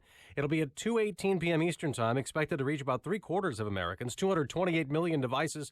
Some older phones may not get the alert, or if you're talking on the phone, it might not interrupt some calls. Fox News. Fair and balanced. Clearing skies, 63 degrees, 8:02 on AM 560. The Answer. Good morning. I'm Mike Scott. An investigation continues this morning following an officer-involved shooting that wounded one person on Chicago's southwest side, actually in Alsip, where officers were following a vehicle this early morning when it struck two police vehicles near 115th and Pulaski. An officer then shot the driver, leaving the suspect hospitalized. Cubs season is over after losing to the Rockies in the National League wild card game. They move on to the Rockies move on to play the Brewers next in the NLDS.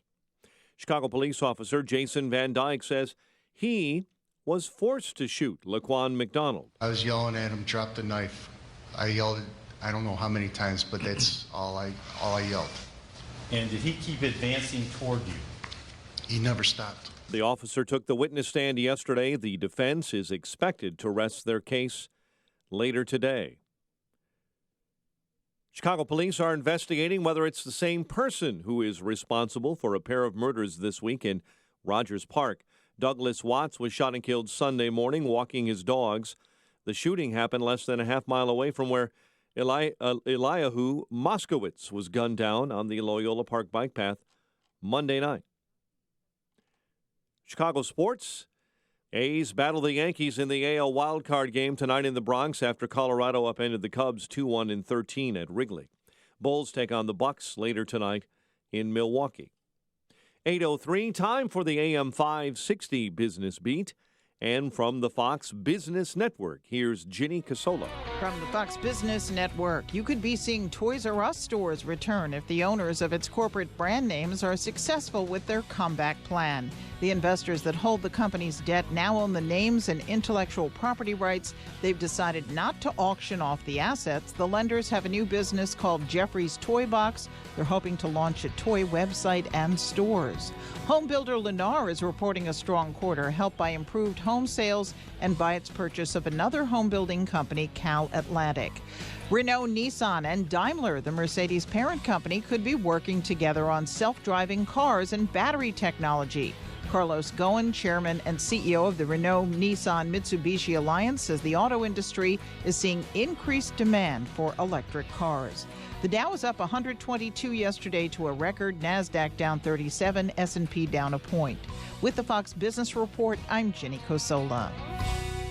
8:04, a check of traffic and weather on the way next on AM 560. Don't miss Freedom Summit 2018, presented by Geiger Wealth Management, Chicagoland's retirement expert, on Saturday, October 27th. This year, featuring headline speakers, former Milwaukee County Sheriff David Clark and James O'Keefe from Project Veritas. Also appearing, AM 560's Mike Gallagher, Dan Proft, Amy Jacobson, and Joe Walsh. Get your tickets today at freedomsummitchicago.com. That's freedomsummitchicago.com. Sponsored in part by Chicagoland Waterproofing and by Tom Mirabaldi, independent agent for Blue Cross and Blue Shield of Illinois.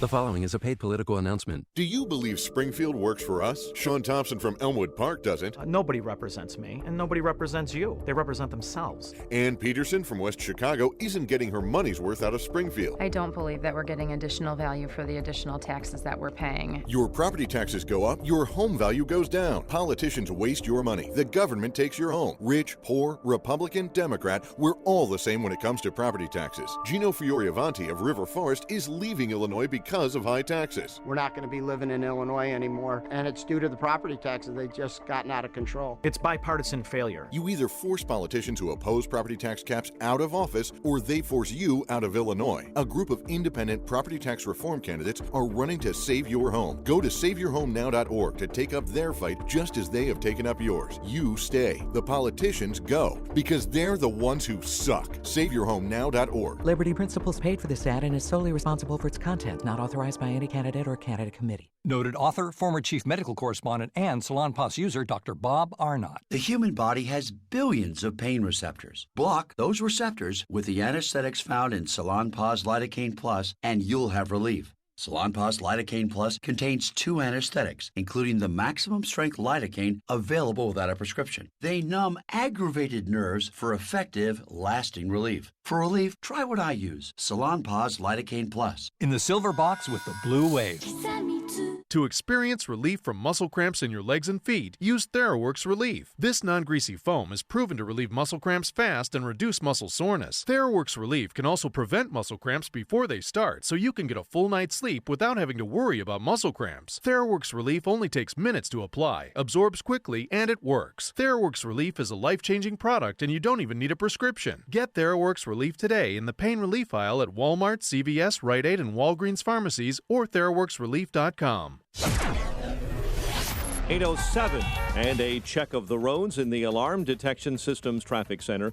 Here's Jim Telemonti. Eastbound I-80 is jammed. Humboldt to past Richards, major wreck. Traffic gets by in the left lane. Westbound, it's heavy from Francis Road to Richards. Kennedy inbound, a mess. Foster to the Burns Circle. An hour and 15 minutes, so here to downtown.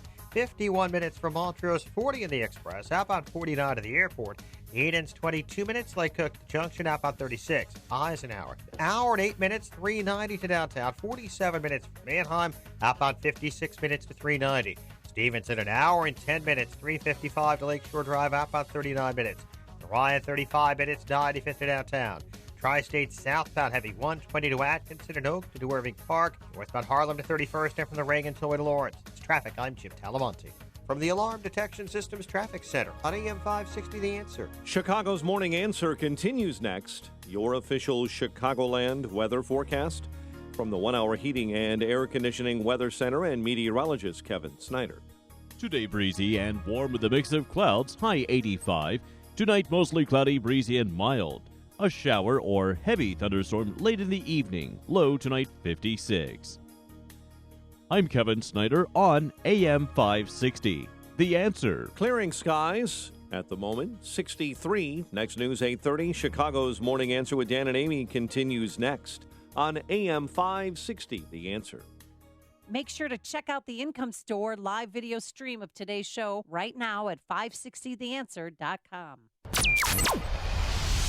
This is Chicago's Morning Answer with Dan Proft and Amy Jacobson on AM 560. The Answer.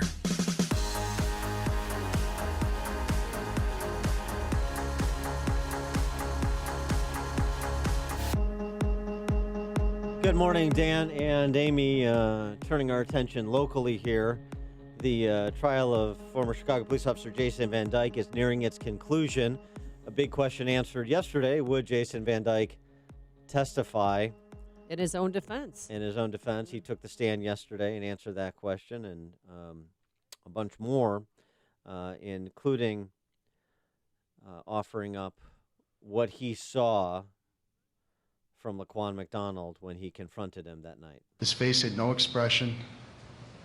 His eyes were just bugging out of his head. He had just these huge white eyes just staring right through me. And Van Dyke went on to detail what he did as that confrontation proceeded. I was yelling at him, drop the knife. I yelled, I don't know how many times, but that's all I yelled. And did he keep advancing toward you? He never stopped. So Van Dyke's impression, Laquan McDonald not walking away from him, but advancing towards him. And how did Laquan McDonald react, from according to Van Dyke, to the call to drop the knife? He waved the knife from his lower right side upwards, across his body, towards my left shoulder. And when he did that, what did you do, officer? I shot him. And that was, I mean, then he was doing it too. He was reenacting how he was down here, down lower right, and ended up upper left. And then he said, you know, he had his gun, and that's when he shot him. And he pulled out his weapon, you know, all of his years of service for Chicago Police Department. He'd pulled out his weapon 20-plus times, and he said, this is the first time I used it because my life was in danger. He felt his life was in danger. And he also offered up what he thought he was doing versus what the videotape shows him doing. This is always an interesting moment, I thought. Miss, I thought I was backpedaling that night. You thought you were backpedaling as you're firing shot after shot after shot? What I know now and what I thought at that time are two different things. So, where do you come down on the Van Dyke trial as it's nearing its conclusion in terms of being turned over to the jury for a verdict? 312-642-5600, turnkey.pro answer line, 64636DA, turnkey.pro text line. Amy? Yes. Where do you find yourself after watching much of the testimony, including Van Dyke's yesterday? It was 90 minutes, and I have to be honest with you, it was painful because you don't take the stand in your own defense. I have covered so many murder trials where the accused never, ever takes a witness stand. I think I'm 1 for 25. And so the whole time he was up there, it was nerve-wracking. And then during cross-examination, the prosecutors made him watch the video again in a screen that was, you know, right as close as your computer screen is, Dan, to your face, about a foot away, and got his reaction to it. It was gut-wrenching. It was uncomfortable. But I believe him. I truly believe that he thought his life was in danger, and that is why he pulled the trigger. Now, while he shot 16 times, 2 of those 16 shots, we learned earlier in the testimony from the medical examiner, 2 of the 16 were the 2 lethal shots. So at this point, I mean, based on what you've heard so far in the trial, would you vote to acquit? Yes. If I was a juror, I would Really? definitely vote to acquit. I mean, I hate to try these cases in the court of public opinion, but that's we have. Well, and that horse is out of the barn generally. But also, too, we have, because when I come home from work, Dan, I'll click this on so I can watch the hearing live. I've been doing that for the past 2 weeks. So they're inviting the public to form an opinion by airing this on CLTV, by airing this on everybody's internet, on their web pages, excuse me. You can just watch it. Well, yeah, there's obviously a lot of public interest. It's understandable. Also, some people tweeting at us some of the signs posted on light posts around the city. Justice for Laquan. If they free the killer cop, the city must stop. This is from Revolution Club Chicago. The murder trial of Jason Van Dyke, the pig who murdered Laquan McDonald with 16 shots, is nearing its final days. When the jury announces a verdict, gather at 71st and Jeffrey. If they free the killer cop, the city must stop. So you can expect, if they acquit Van Dyke, that there will be protests and perhaps worse. And frankly, maybe if they convict Van Dyke, there'll be celebratory events and maybe worse. Tom in Hobart, Indiana. Yes, based on the evidence, I would vote to acquit Van Dyke. Okay, why? Okay, yeah. What was it? Did something stick out? Well, Did any testimony make you change your mind? The testimony, the PCP, what the pharmaceutical experts said, I would go by that. I would definitely vote to acquit Van Dyke based on the evidence that I have heard. That's my analysis. Thanks for the call, Tom. The pharmacology expert witness did present some interesting information about, we've talked about this, about what that amount of PCP in somebody's system does to them, the feelings they have, the behavior they may exhibit, the feeling of invincibility, the feeling of omnipotence, the sort of increasing your pain tolerance. Mm-hmm. And so, again, more testimony along these lines was that McDonald could have taken as many as 10 shots before he went down, and so this could explain why Van Dyke continued shooting, because the threat had not been quelled, and so he could have either thought he was missing, he could have thought, well, it wasn't stopping him, and so he continued. We've talked about the 21-foot rule, too. Somebody with a knife versus somebody with a gun. This is police training and, frankly, self-defense training, too. Mm-hmm. And so the testimony that Van Dyke provided about Laquan McDonald lifting up his arm with a knife like he was potentially going to attack is also relevant. I don't know. I'm still undecided on this. I still don't have a great explanation to the overriding question of why the decision he made versus the decision other officers at the scene made. I know he was in closer proximity to Laquan McDonald. Right. But still. And they had just rolled up on the scene and hearing that he attacked slashed the tires and hit the windshield of a police vehicle. And do we know, have we gotten all the details on what Van Dyke knew when he arrived at the scene, what he knew about what McDonald had or had not been doing? He knew about what he had been doing before he got to the scene. So that there was a neighborhood that all the police officers' family members live in. It's 40th and Pulaski, and a lot of people and families live in the area to the right. So that informs his decision at the scene. He knows he's coming up on the scene of a suspect who is alleged to have committed violent acts previously. The female resident of the West Side who made the 911 call, she testified that Laquan McDonald scared her. Yet a police officer testified that Laquan McDonald scared her. So, because remember here, we're talking about reasonable person standard based on his training in that moment. Did he have a reasonable fear for his life such that the use of lethal force was was acceptable? That's the question. And we're learning this morning from Father Flager, if Jason Van Dyke is acquitted of murder, they're going to have a massive boycott, Dan. Nobody's going to school. Nobody's going to work. Nobody's going to drive the buses. Nobody's going to clean the hotels. Nobody's going to go to work anywhere, and there's going to be no shopping, says Father Flager, and they're going to shut down an expressway for a day. So they're boycotting Chicago for a day. Yanking the kids out of school. Not going to work. So it'll be another day in Chicago is what you're saying. Yeah, okay. Good stuff. Good stuff, Father Flager. Ralph and Rantoul.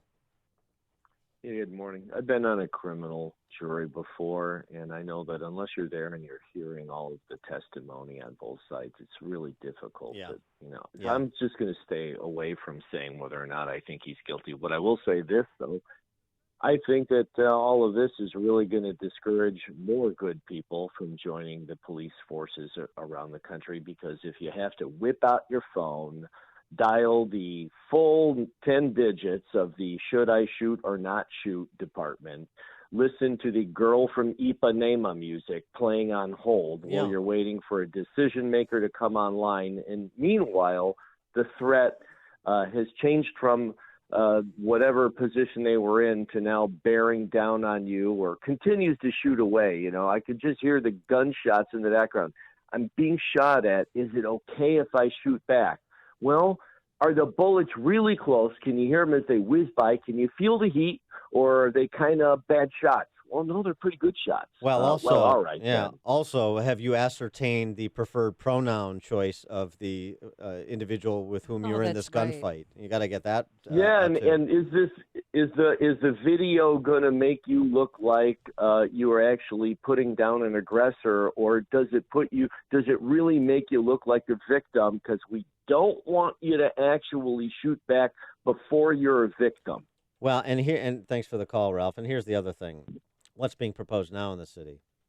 You want to. I said this a million times, but it bears repeating. You want to put yourself on the opposite side of the skirmish line to the police. You want to say, police, you have no backing, you have no legitimacy. You want to eliminate the law enforcement power of police, responsible use of law enforcement power. Well, then you're opening up this city or any society to chaos, to mobocracy, which is what you see on the west and south sides of the city. So I would tread lightly before we make kind of wholesale condemnations or transformations, and this is particularly salient because of the mayor's race. Lori Lightfoot is proposing a new bureaucracy to oversee police. We've got this consent decree where now every time a police officer draws his or her weapon, that has to be documented. Right. And we didn't have to do that before.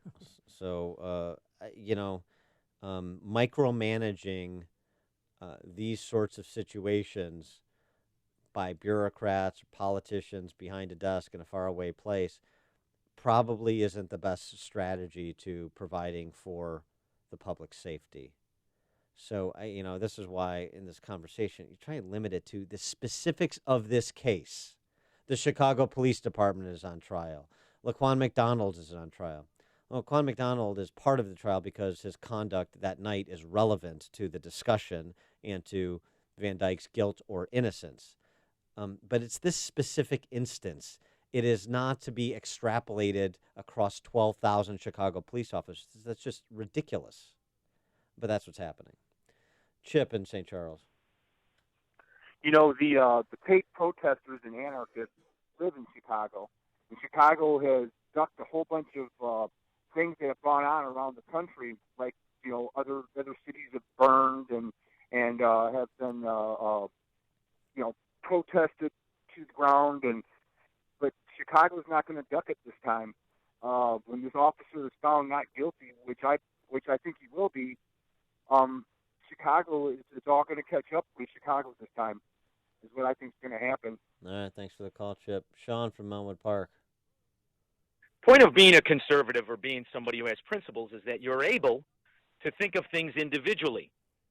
What we demand in the Ford case is what we should demand in the Van Dyke case. These are individual situations. So to have these blanket statements like you don't want this and you don't want that, let's deal with the case at hand. And to conflate I think that's what I just said. Well, yeah, but you bored me when you did it. To conflate things is also wrong as well. So, for instance, Amy, Flager is a scumbag. I exist? I'm here? Where are you talking to me? Flager, it's your lucky day. When you're not interrupting me. Flager is a scumbag. You understand? Has been, is be, will be forever. And that's why I don't buy that whole priest thing. Yeah, God likes him more than he does me. Sure he does. And as for the socialist scumbag, socialist, fraudulent, effeminate scumbag Blaze Supage, if we had a man in there, he would have thrown Flager out years ago. When he first got in, it would have been his first action. So those are two separate issues. I don't care what Flager does. He's a scumbag. Second thing is, it's a shame Van Dyke became a policeman. We're only on the second thing? The show ends at 9. I wrapped up this second. Hurry up. Third thing is, it's too bad Van Dyke became a policeman, because with his ability to lie under oath and look in your face, he could have made millions as a senator. That's the real thing. What is he lying about? What are you talking about? He was backpedaling. Let's start there. Oh, you were backpedaling? He was walking towards me. Oh, he was walking towards me. He waved the knife. Oh, he waved the knife. You're a liar. You fired 16 bullets into him, and you didn't yell either. You're on video. Your jaw never moved. Never moved. And if we had the sound tape that mysteriously disappeared, we could prove it too. All right. That's why they... See you, Sean. I mean, on the backpedaling thing, right, he clearly wasn't backpedaling on the video, and he said in the clip that we played, if you would listen, rather than just wait for your turn to rant, Sean, that what I thought I was doing that night and what that video shows I was doing are two different things. So, I mean, he conceded the point, and it sort of goes to his orientation that night. Now, if you think that he's lying, okay, you can think that he's lying. It's for a jury to decide. But, I mean, he's not pretending that he was actually backpedaling. He was testifying to what he thought he was doing, and the video shows he was not. He concedes the point. Hey. Brian Warner, former CPD officer. Brian, you're on Chicago's Morning Answer. Good morning, guys. How are you? As you know, I was involved in a shooting, and it wasn't until after I reviewed the video several days later with the detectives that I got the true detail of what happened that day.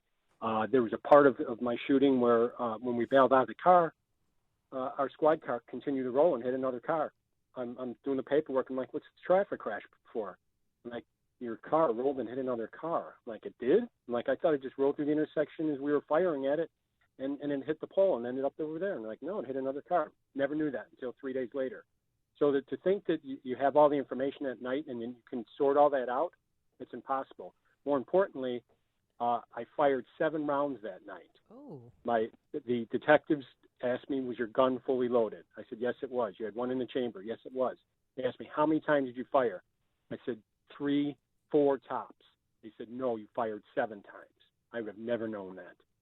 It was firing into a rolling car. I hit the offender 5 times in the back seat of a car. I could never do that again if I tried. My training kicked in, and that's what happened that night. For Jason to think that he was retreating because Laquan was coming in on him is a reasonable thought to have. Because that's what a natural person would be doing. You would think that you'd be backpedaling, but because of your training says that it eliminates the threat in front of you, you're actually going toward it and firing. So I think everybody should just step back and continue to listen to the facts. As Ralph said, he's always a reasonable man. We're not privy to everything that's going on in court. We're getting little bits of sound bites and everything again. So please be patient. And again, I have to put any of this the stuff that Flager and all these other people are planning right now square on the footsteps of Ram and Emmanuel and Anita Alvarez for not doing their due diligence.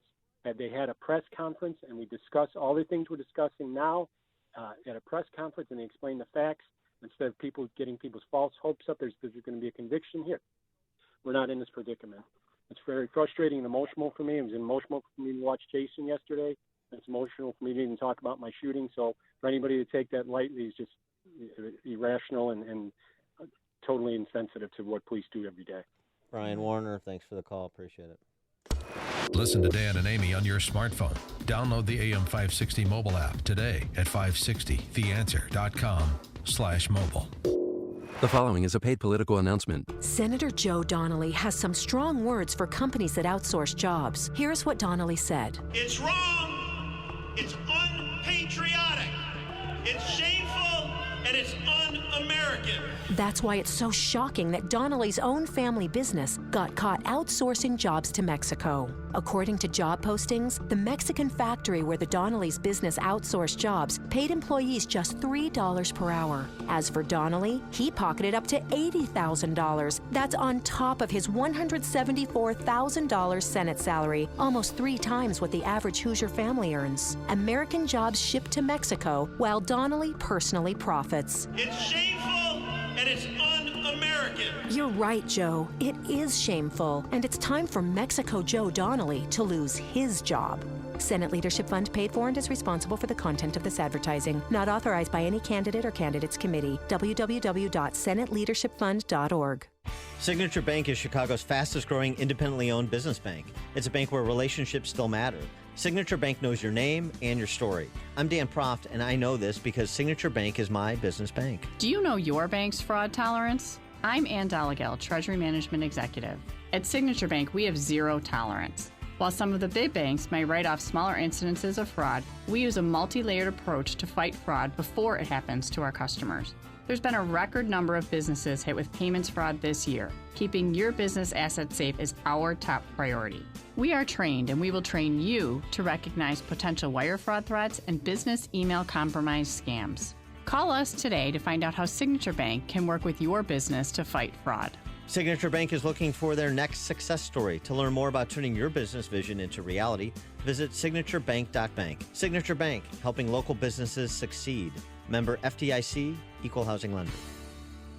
Balance of Nature's fruits and veggies in a capsule. I feel wonderful. I mean, a while ago, I was walking and my whole left side went tingly, and I don't know what happened. I've had the after effects of that in my hands and my legs, and I've noticed that since I've taken the fruits and veggies, I don't have that anymore.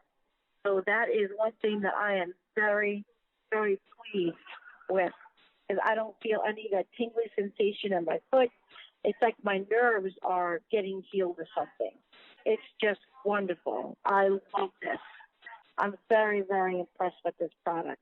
For a limited time, use discount code CHICAGO to receive a 50% discount on your first preferred whole health system and have it shipped to you free. Call 1-800-246-8751 or go online to balanceofnature.com. Again, use discount code CHICAGO. AM 560, The Answer. Coming up on Chicago's Morning Answer. It was Revenge of the X's Day on the Kavanaugh Show. We'll discuss with Ed Morrissey from Hot Air at 8:38. And Dan, are you ignoring your dog? If so, why? I'm not. But let's go into the newsroom now. Here's Mike Scott. 63 degrees. Skies are clearing this morning, and the first woman to accuse Supreme Court nominee Brett Kavanaugh of sexual assault is still waiting to be interviewed by the FBI. Republican Senator Jeff Flake of Arizona, who along with Delaware Democrat Chris Coons called for the investigation, says he's not too concerned. I'm not troubled by that as much as if we came back and found out that the FBI only followed a couple of leads or interviewed just a couple of people. In a letter to the FBI, attorneys for Christine Blasey Ford said they haven't gotten any response to Ford's offer to be interviewed in the reopened background investigation into Kavanaugh. The Indonesian island struck by a massive earthquake and tsunami has been hit by another natural disaster. Reporter Janice Freyer is there with details on the explosion and eruption from a volcano. This afternoon, a volcano erupted about 600 miles north of here. It's spewing ash 20,000 feet into the sky. Experts think it might have been triggered by Friday's earthquake. The volcano, about 370 miles from the tourist city of Palu, where the worst of the deaths and damage are from Friday's disasters. Envelopes addressed to President Trump and Defense Secretary James Mattis and others may have contained ricin. Secret Service says the envelopes sent to the White House and Pentagon were suspicious and were flagged in screening. The man dubbed in Europe the Jailbreak King is back behind bars after using a helicopter to escape from his latest prison. French police took Ridwan Fade into custody this morning after officers raided his apartment about an hour north of Paris. Cubs season is over, losing to the Rockies in the NL Wild Card game. Rockies move on to play the Brewers now in the NLDS starting tomorrow in Milwaukee. Chicago police are investigating whether it was the same person responsible for a pair of murders this week in Rogers Park. Governor Bruce Rauner is now calling for the shutdown of a suburban Chicago plant suspected of emitting chemically polluted fumes that could elevate the risk of cancer in Willowbrook. Chicago sports, A's battle the Yankees in the AL Wild Card game tonight in the Bronx. The Bulls take on the Bucks in the NBA preseason. The news service of Compassion International. Sponsoring a child with compassion is the most effective way to end extreme child poverty. Release a child from poverty when you become a Compassion sponsor. Choose your child now at compassion.com/radio and do your part to release a child from poverty today. 8:33 and a check of traffic and weather on the way next on AM 560. Looking to secure financing on a new home? Then you need to call Team Hochberg. Stephanie, account manager, contacted her credit union to get pre-qualified for a mortgage. Bad move. The credit union's alleged mortgage expert informed Stephanie she couldn't purchase a home without a cosigner. Wrong. Stephanie's grandfather would cosign, but she wanted to do it herself. After hearing hundreds of our ads, Stephanie called for a free consultation. An experienced Team Hochberg mortgage professional answered Stephanie's questions and helped her secure a mortgage without a cosigner. Let's review. The inexperienced mortgage professional at Stephanie's credit union stated she needed a cosigner to purchase a home, and Team Hochberg secured her a mortgage without a cosigner. When securing a mortgage, you could either get terrible advice at your credit union, or you could call Team Hochberg at 312-751-1333. Team Hochberg has helped thousands of AM 560 listeners, but we can't help if you don't call 312-751-1333 or visit am560david.com. Pearl Mortgage, an equal housing lender, Illinois residential mortgage licensee 4358 and MLS 19186. The following is a paid political announcement. This Manufacturing Minute brought to you by the Technology and Manufacturing Association. This is Nicole Wolter, president of HM Manufacturing in Wakanda. Today's high-tech manufacturing is leading an economic resurgence nationwide. To help our manufacturers thrive, Washington is actively enacting policies to encourage growth. Yet here in Illinois, politicians are doing everything they can to slow manufacturing. Policymakers in Springfield, Chicago, Cook County, and even some of our municipalities are relentlessly pursuing an anti-manufacturing agenda, imposing stricter regulations and higher costs on our makers and job creators. With the election coming up on November 6th, support candidates who pledge to make manufacturing a priority. Choose candidates who understand that increasing costs and regulations for manufacturing hurts all of us because it hurts our economy. This Manufacturing Minute brought to you by the Technology and Manufacturing Association. Learn more at tmaillinois.org. For more than a half century, Mueller CPA and Financial Advisory has provided audit, tax, outsourced accounting, business consulting, and financial advisory services to Chicagoland companies. Mueller provides customized financial guidance to a client base that includes independent business owners, startups, local government, and nonprofits. I'm with Dave Nissen, Mueller Managing Partner. Thanks, Dan. Mueller values being part of the community for the last 50 years, meeting our clients' financial service needs. A major component of meeting those needs is our professionals' superb knowledge and their ability to deliver timely and quality solutions to meet our clients' challenges. Whether you're interested in tax minimization strategies, looking to expand your business, or need assistance with business planning, our team can help. Our goal is your company's financial success today and over a lifetime. For questions about how the recent legislative changes can specifically affect your business or how to effectively plan for these changes, call Dave Nissen at 847-888-8600 or visit MuellerCPA.com. That's Mueller, MUELLER, CPA.com. This hourly segment is brought to you by Papa Nicholas Coffee. Papa Nicholas Coffee, roasted fresh daily in Batavia, Illinois. 8:37, a check on the roads in the Alarm Detection Systems Traffic Center with Jim. Eastbound I-80 traffic is jammed. Hobart to past Richards. Crash blocking the right lane. Westbound delays are from US 30 to Richards. Tri-State southbound. It's low 122 Atkinson. Oakton to pass Toohey with a crash in the left lane. And from the Adams Tollway to Irving Park. Northbound Harlem to 31st. And from the Reagan Tollway to Lawrence. Reagan Tollway I-25 to Washington. Northbound Veterans Memorial out into the Reagan Tollway. Eden's 21 minutes. Lake Cook to Montrose, about 37. Kennedy, an hour and 12 minutes. O'Hare to downtown, 56 minutes from Montrose, 43 in the Express. Eisenhower, an hour and 5 minutes, 390 to downtown, 46 minutes from Manheim. Stevenson, an hour 13, 355 to the drive. Ryan, 38 minutes, 95th to downtown. It's traffic. I'm Jim Talamonte from the Alarm Detection Systems Traffic Center on AM 560, The Answer. Chicago's Morning Answer continues next. Your official Chicagoland weather forecast. From the 1-hour heating and air conditioning weather center, breezy, warmer, variable clouds, high 85. Currently partly cloudy and 63. Next news at 9. Chicago's Morning Answer with Dan and Amy continues next on AM 560, The Answer.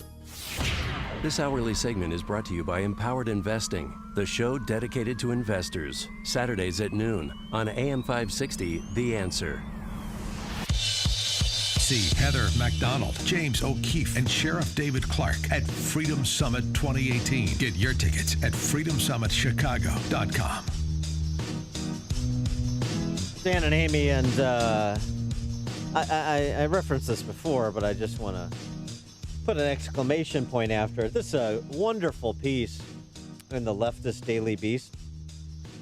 Tasha Rain, the porn star teaching frat boys about consent. It's a wonderful porn star with a heart of gold story because, of course, as the D.C. Press Corps and Hollywood know, the best way to teach men to respect women and women to respect themselves is to elevate porn stars. You know, it's a different take on an old topic, you know. Oh, yeah. Maybe this time she'll get through. Right. Yeah. No, sure. I mean, of course, it's Pretty Woman in real life. Of course it is. A lot of people pledging this year. Vote for Our Lives, which is a adjunct of March for Our Lives. This is the Parkland gun banning students cause celeb, right?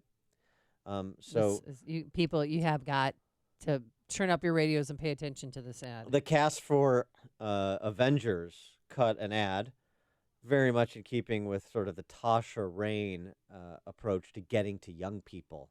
And they also threw in a few Parkland survivors. Yeah, David Hogg and Emma Gonzalez. Yeah, they're in there too. And here you go. My first time, I was nervous. My first time was in the back of a firehouse. Mine was in a church. It was amazing. My first time, everybody clapped afterwards. I mean, I didn't know how to do it. Where to put it, you know, where to slide it in. There were so many options. Like, you never know what it's going to be like when you do it. So finally, I just went, I just did it. I voted. My first time with they're talking about voting. I see what they did there. My parents. Yeah, but the left keeps harping. Oh, you have to respect women, and we have to end this sexual discrimination. And then they're doing a ad like that. Aren't That's they very clever? sexual in nature. A lot of sexual innuendos in it. Aren't they clever? They're so cool. I'd be willing to suspend my ability to think critically and wrap my entire identity around them if they would just let me be part of their crew. Right? Sorry, honey. Boy, you don't make enough money. From rock the vote to this. For more on this topic, as well as Beach Party Kavanaugh, we're pleased to be joined by Ed Morrissey, who's the senior editor for HotAir.com, columnist for the week. Ed, thanks for joining us. Appreciate it. Great to be on with you guys, as always. How about that? The combination of the GOTV effort for young people with the March for Our Lives crew, and then you got Tasha Rain, the porn star teaching frat boys how to acquire consent in a male-female situation.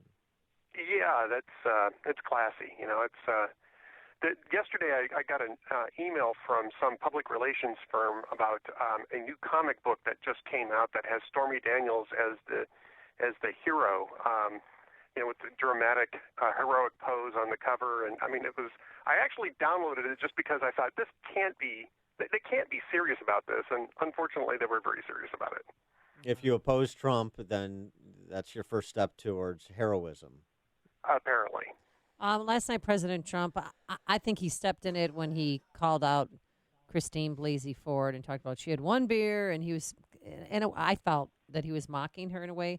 What kind of ramifications are this going to have, especially when it goes to the Senate floor for a vote? Yeah, I agree with you. I mean, this is really impolitic, I guess is the best way to put it. I mean, certainly you can make an argument about Ford's credibility in that testimony, but I mean, he's clearly making fun of it too, and you can do that. There's no law against it, but I think it's an unwise move at a point in time where you're trying to hold together three very tricky votes in the Republican caucus for Kavanaugh, and it's three people who A, don't really like Trump all that much, and B, are extremely sensitive to the idea of attacking someone who's alleging that they are a victim of sexual assault. And, I mean, certainly it may come out that Trump is entirely correct about this, but it doesn't look good. And I think that, in politics, appearances do matter. And it's better, I think, for Trump to have stuck to the line that he'd been sticking to in public, which is that, I want the Senate to do its job. I want it to have whatever resources it needs to have to get it done. I just want it to get it done quickly and have them make a decision. And other than that, I'm not going to comment. And so that type of thing really doesn't help. I mean, it just really obstructs the process of getting there. I want to talk about Jeff Flake. Is there anybody in the Senate Republican caucus under the age of 85 who could take this guy into the Senate cloakroom and straighten him out, if you know what I mean? I mean, he's just intolerable to listen to all week while he, gets squired around to all the cool places to hang out with Chris Coons and all of his D.C. press corps friends. And now he's making the temperament argument. I mean, honestly, this is so absurd. I would rather cast my lot with red state Democrats in terms of getting to 50 votes than worrying about what Jeff Flake's latest gambit is going to be. Yeah, the problem with that, though, of course, is that you're not going to get any red state Democrats to come along unless you get 50 votes out of the Republicans. And so you can lose Jeff Flake, but then you can't lose Collins or Murkowski. If you don't get any of those three, you're not going to find two red state Democrats to cross the aisle in order to get to 50 votes so that Mike Pence can cast a tie-breaking vote. It's just not going to happen. What do you think about what do you think about Graham's idea that if go ahead, vote it. If we've come up a vote or two short, then make the November 6th election a referendum on this, and red state Democrats like Manchin and Heitkamp and McCaskill and others are going to be toast and renominate him after that. I don't think you renominate somebody who's already been shot down by a floor vote in the Senate. I think, first off, if I was Brett Kavanaugh, I'd absolutely refuse to do it.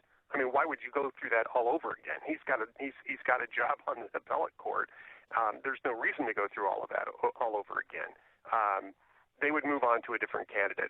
Lindsey Graham is making a provocative argument there, but Kavanaugh certainly wouldn't go through with it, and I don't think Trump would either. I think they would wisely move on to Amy Coney Barrett and demand that all the people who didn't vote for Kavanaugh because he's supposedly he's got toxic masculinity, therefore fall in line behind Amy Coney Barrett. Oh, well, yeah, but she's got toxic Catholicity. She's going to be characterized as a theocrat who's going to, impose a national religion. You can guarantee that. Oh, of course.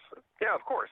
I mean, they casted her that way in her confirmation hearing to the appellate court. Mm-hmm. This was the dogma lives loudly within you moment from Dianne Feinstein that blew up in their faces a bit. Well, but I mean, that's what they're going to wind up doing. They're going to end up going to Amy Coney Barrett, and that's the real shove it down your throat move.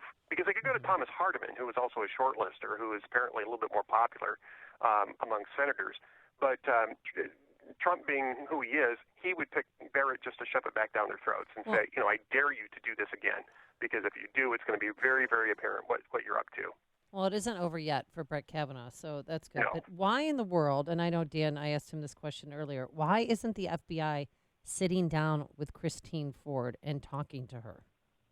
I think that's a good question. I think that I think that you can argue, and I think the White House argued that she gave her sworn testimony in front of the Senate.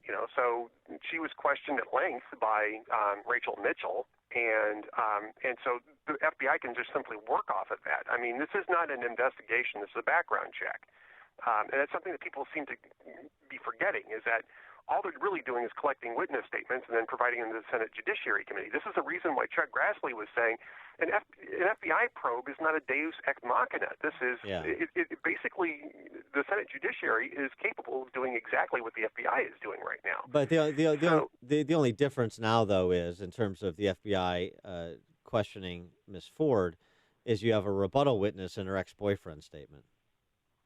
Well, yes, and that's true. So, with this statement, which apparently just came in yesterday, the FBI might want to go back and ask her about that to find out what her responses to that are. This is the reason why I was a little surprised to see that Dr. Ford's attorneys were insisting that the FBI interrogate her because, or take her statement, I guess is a better way of putting it. It's because I don't see any upside for her in that. They're going to start asking about some of the contradictions that came up in the testimony, and I don't think that's very helpful to Dr. Ford. I don't see how she's going to help herself by trying to elaborate on a story that's already been changing in some of the details. Yeah, I so agree. We've had that's bizarre. We call this ex-boyfriend day today because the revenge of the exes. Revenge of the exes. What did you think of Swetnick's ex-boyfriend and the allegations that he made? And he actually had a restraining order against her. There was two ex-boyfriends, right? The ex-boyfriend in Florida that had the restraining order, and then the other one, which was really kind of sad. I mean, here's the thing about that, plus Dr. Ford's ex-boyfriend's letter. We really haven't corroborated these things. They're under oath, but then so was Julie Swetnick's affidavit, right? I mean, and it was ridiculous. It was self-contradictory right from the beginning.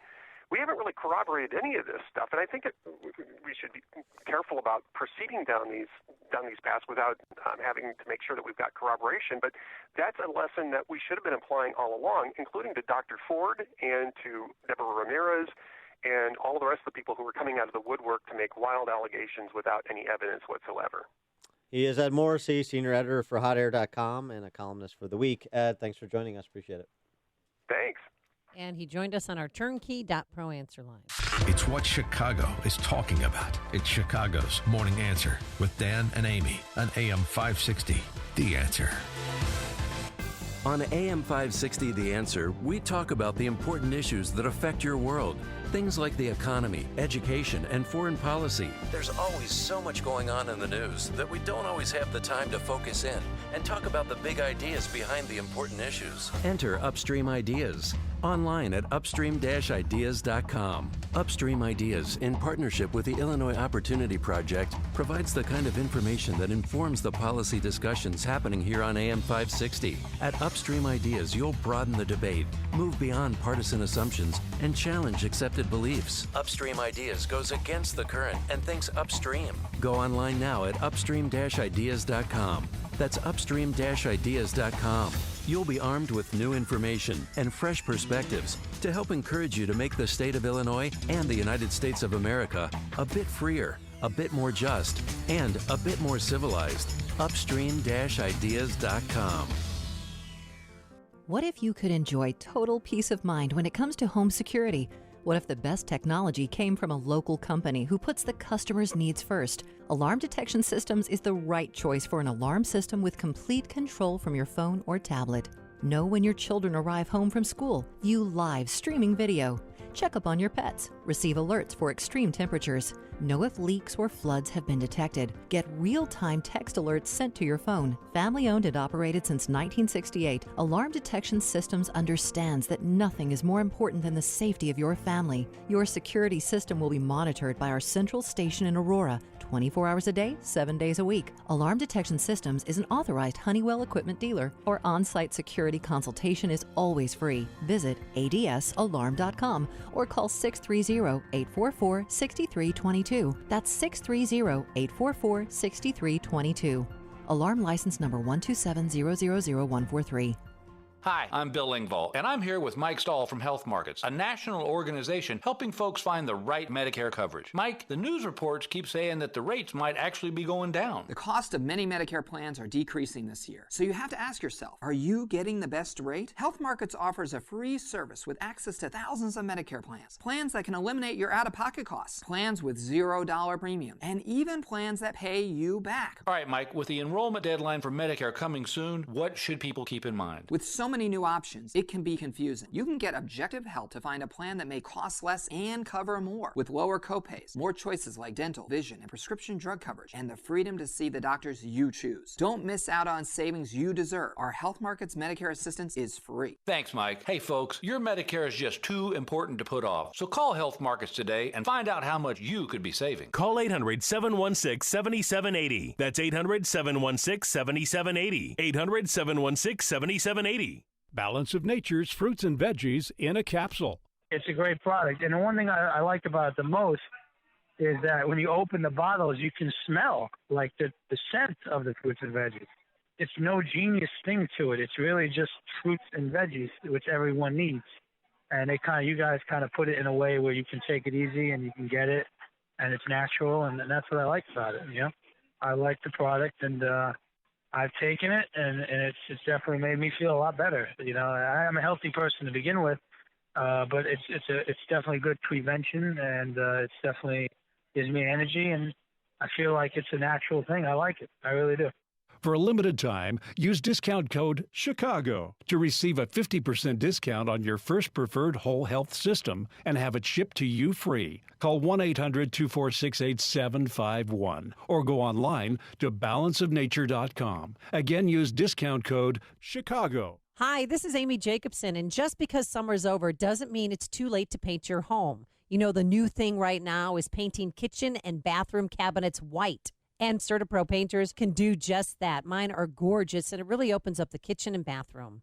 Their quality work and attention to detail is unmatched. And the cold weather will be here soon. Sorry for the buzzkill, but this is Chicago, and you know what happens every 3 or 4 months. So it's time to make sure the exterior of your home is protected from the elements. And you'll want the interior looking great for holiday parties with family and friends. Yes, that's right around the corner. So don't put it off. Time to hire CertaPro painters, your residential and commercial painting experts. You can schedule a free estimate online at CertaPro.com. That's Certa with the C, or call 1-800-GO-CERTA. Each CertaPro painter's business is independently owned and operated. Once again, get a free estimate at CertaPro.com or call 800-GO-CERTA. CertaPro painters, we do painting, you do life. The following is a paid political announcement. Do you believe Springfield works for us? Sean Thompson from Elmwood Park doesn't. Nobody represents me, and nobody represents you. They represent themselves. And Susan Michaud from Wheaton's home values are suffering for it. Our property values are going down because our taxes keep going up. Your property taxes go up, your home value goes down. The government takes your home. Rich, poor, Republican, Democrat, we're all the same when it comes to property taxes. Gino Fiori-Avanti of River Forest is leaving Illinois because of high taxes. We're not going to be living in Illinois anymore, and it's due to the property taxes. Sean Thompson blames both sides. It's bipartisan failure. You either force politicians who oppose property tax caps out of office, or they force you out of Illinois. A group of independent property tax reform candidates are running to save your home and our state now. Go to SaveYourHomeNow.org to take up their fight just as they have taken up yours. You stay. The politicians go, because they're the ones who suck. SaveYourHomeNow.org. Liberty Principles paid for this ad and is solely responsible for its content, not authorized by any candidate or candidate committee.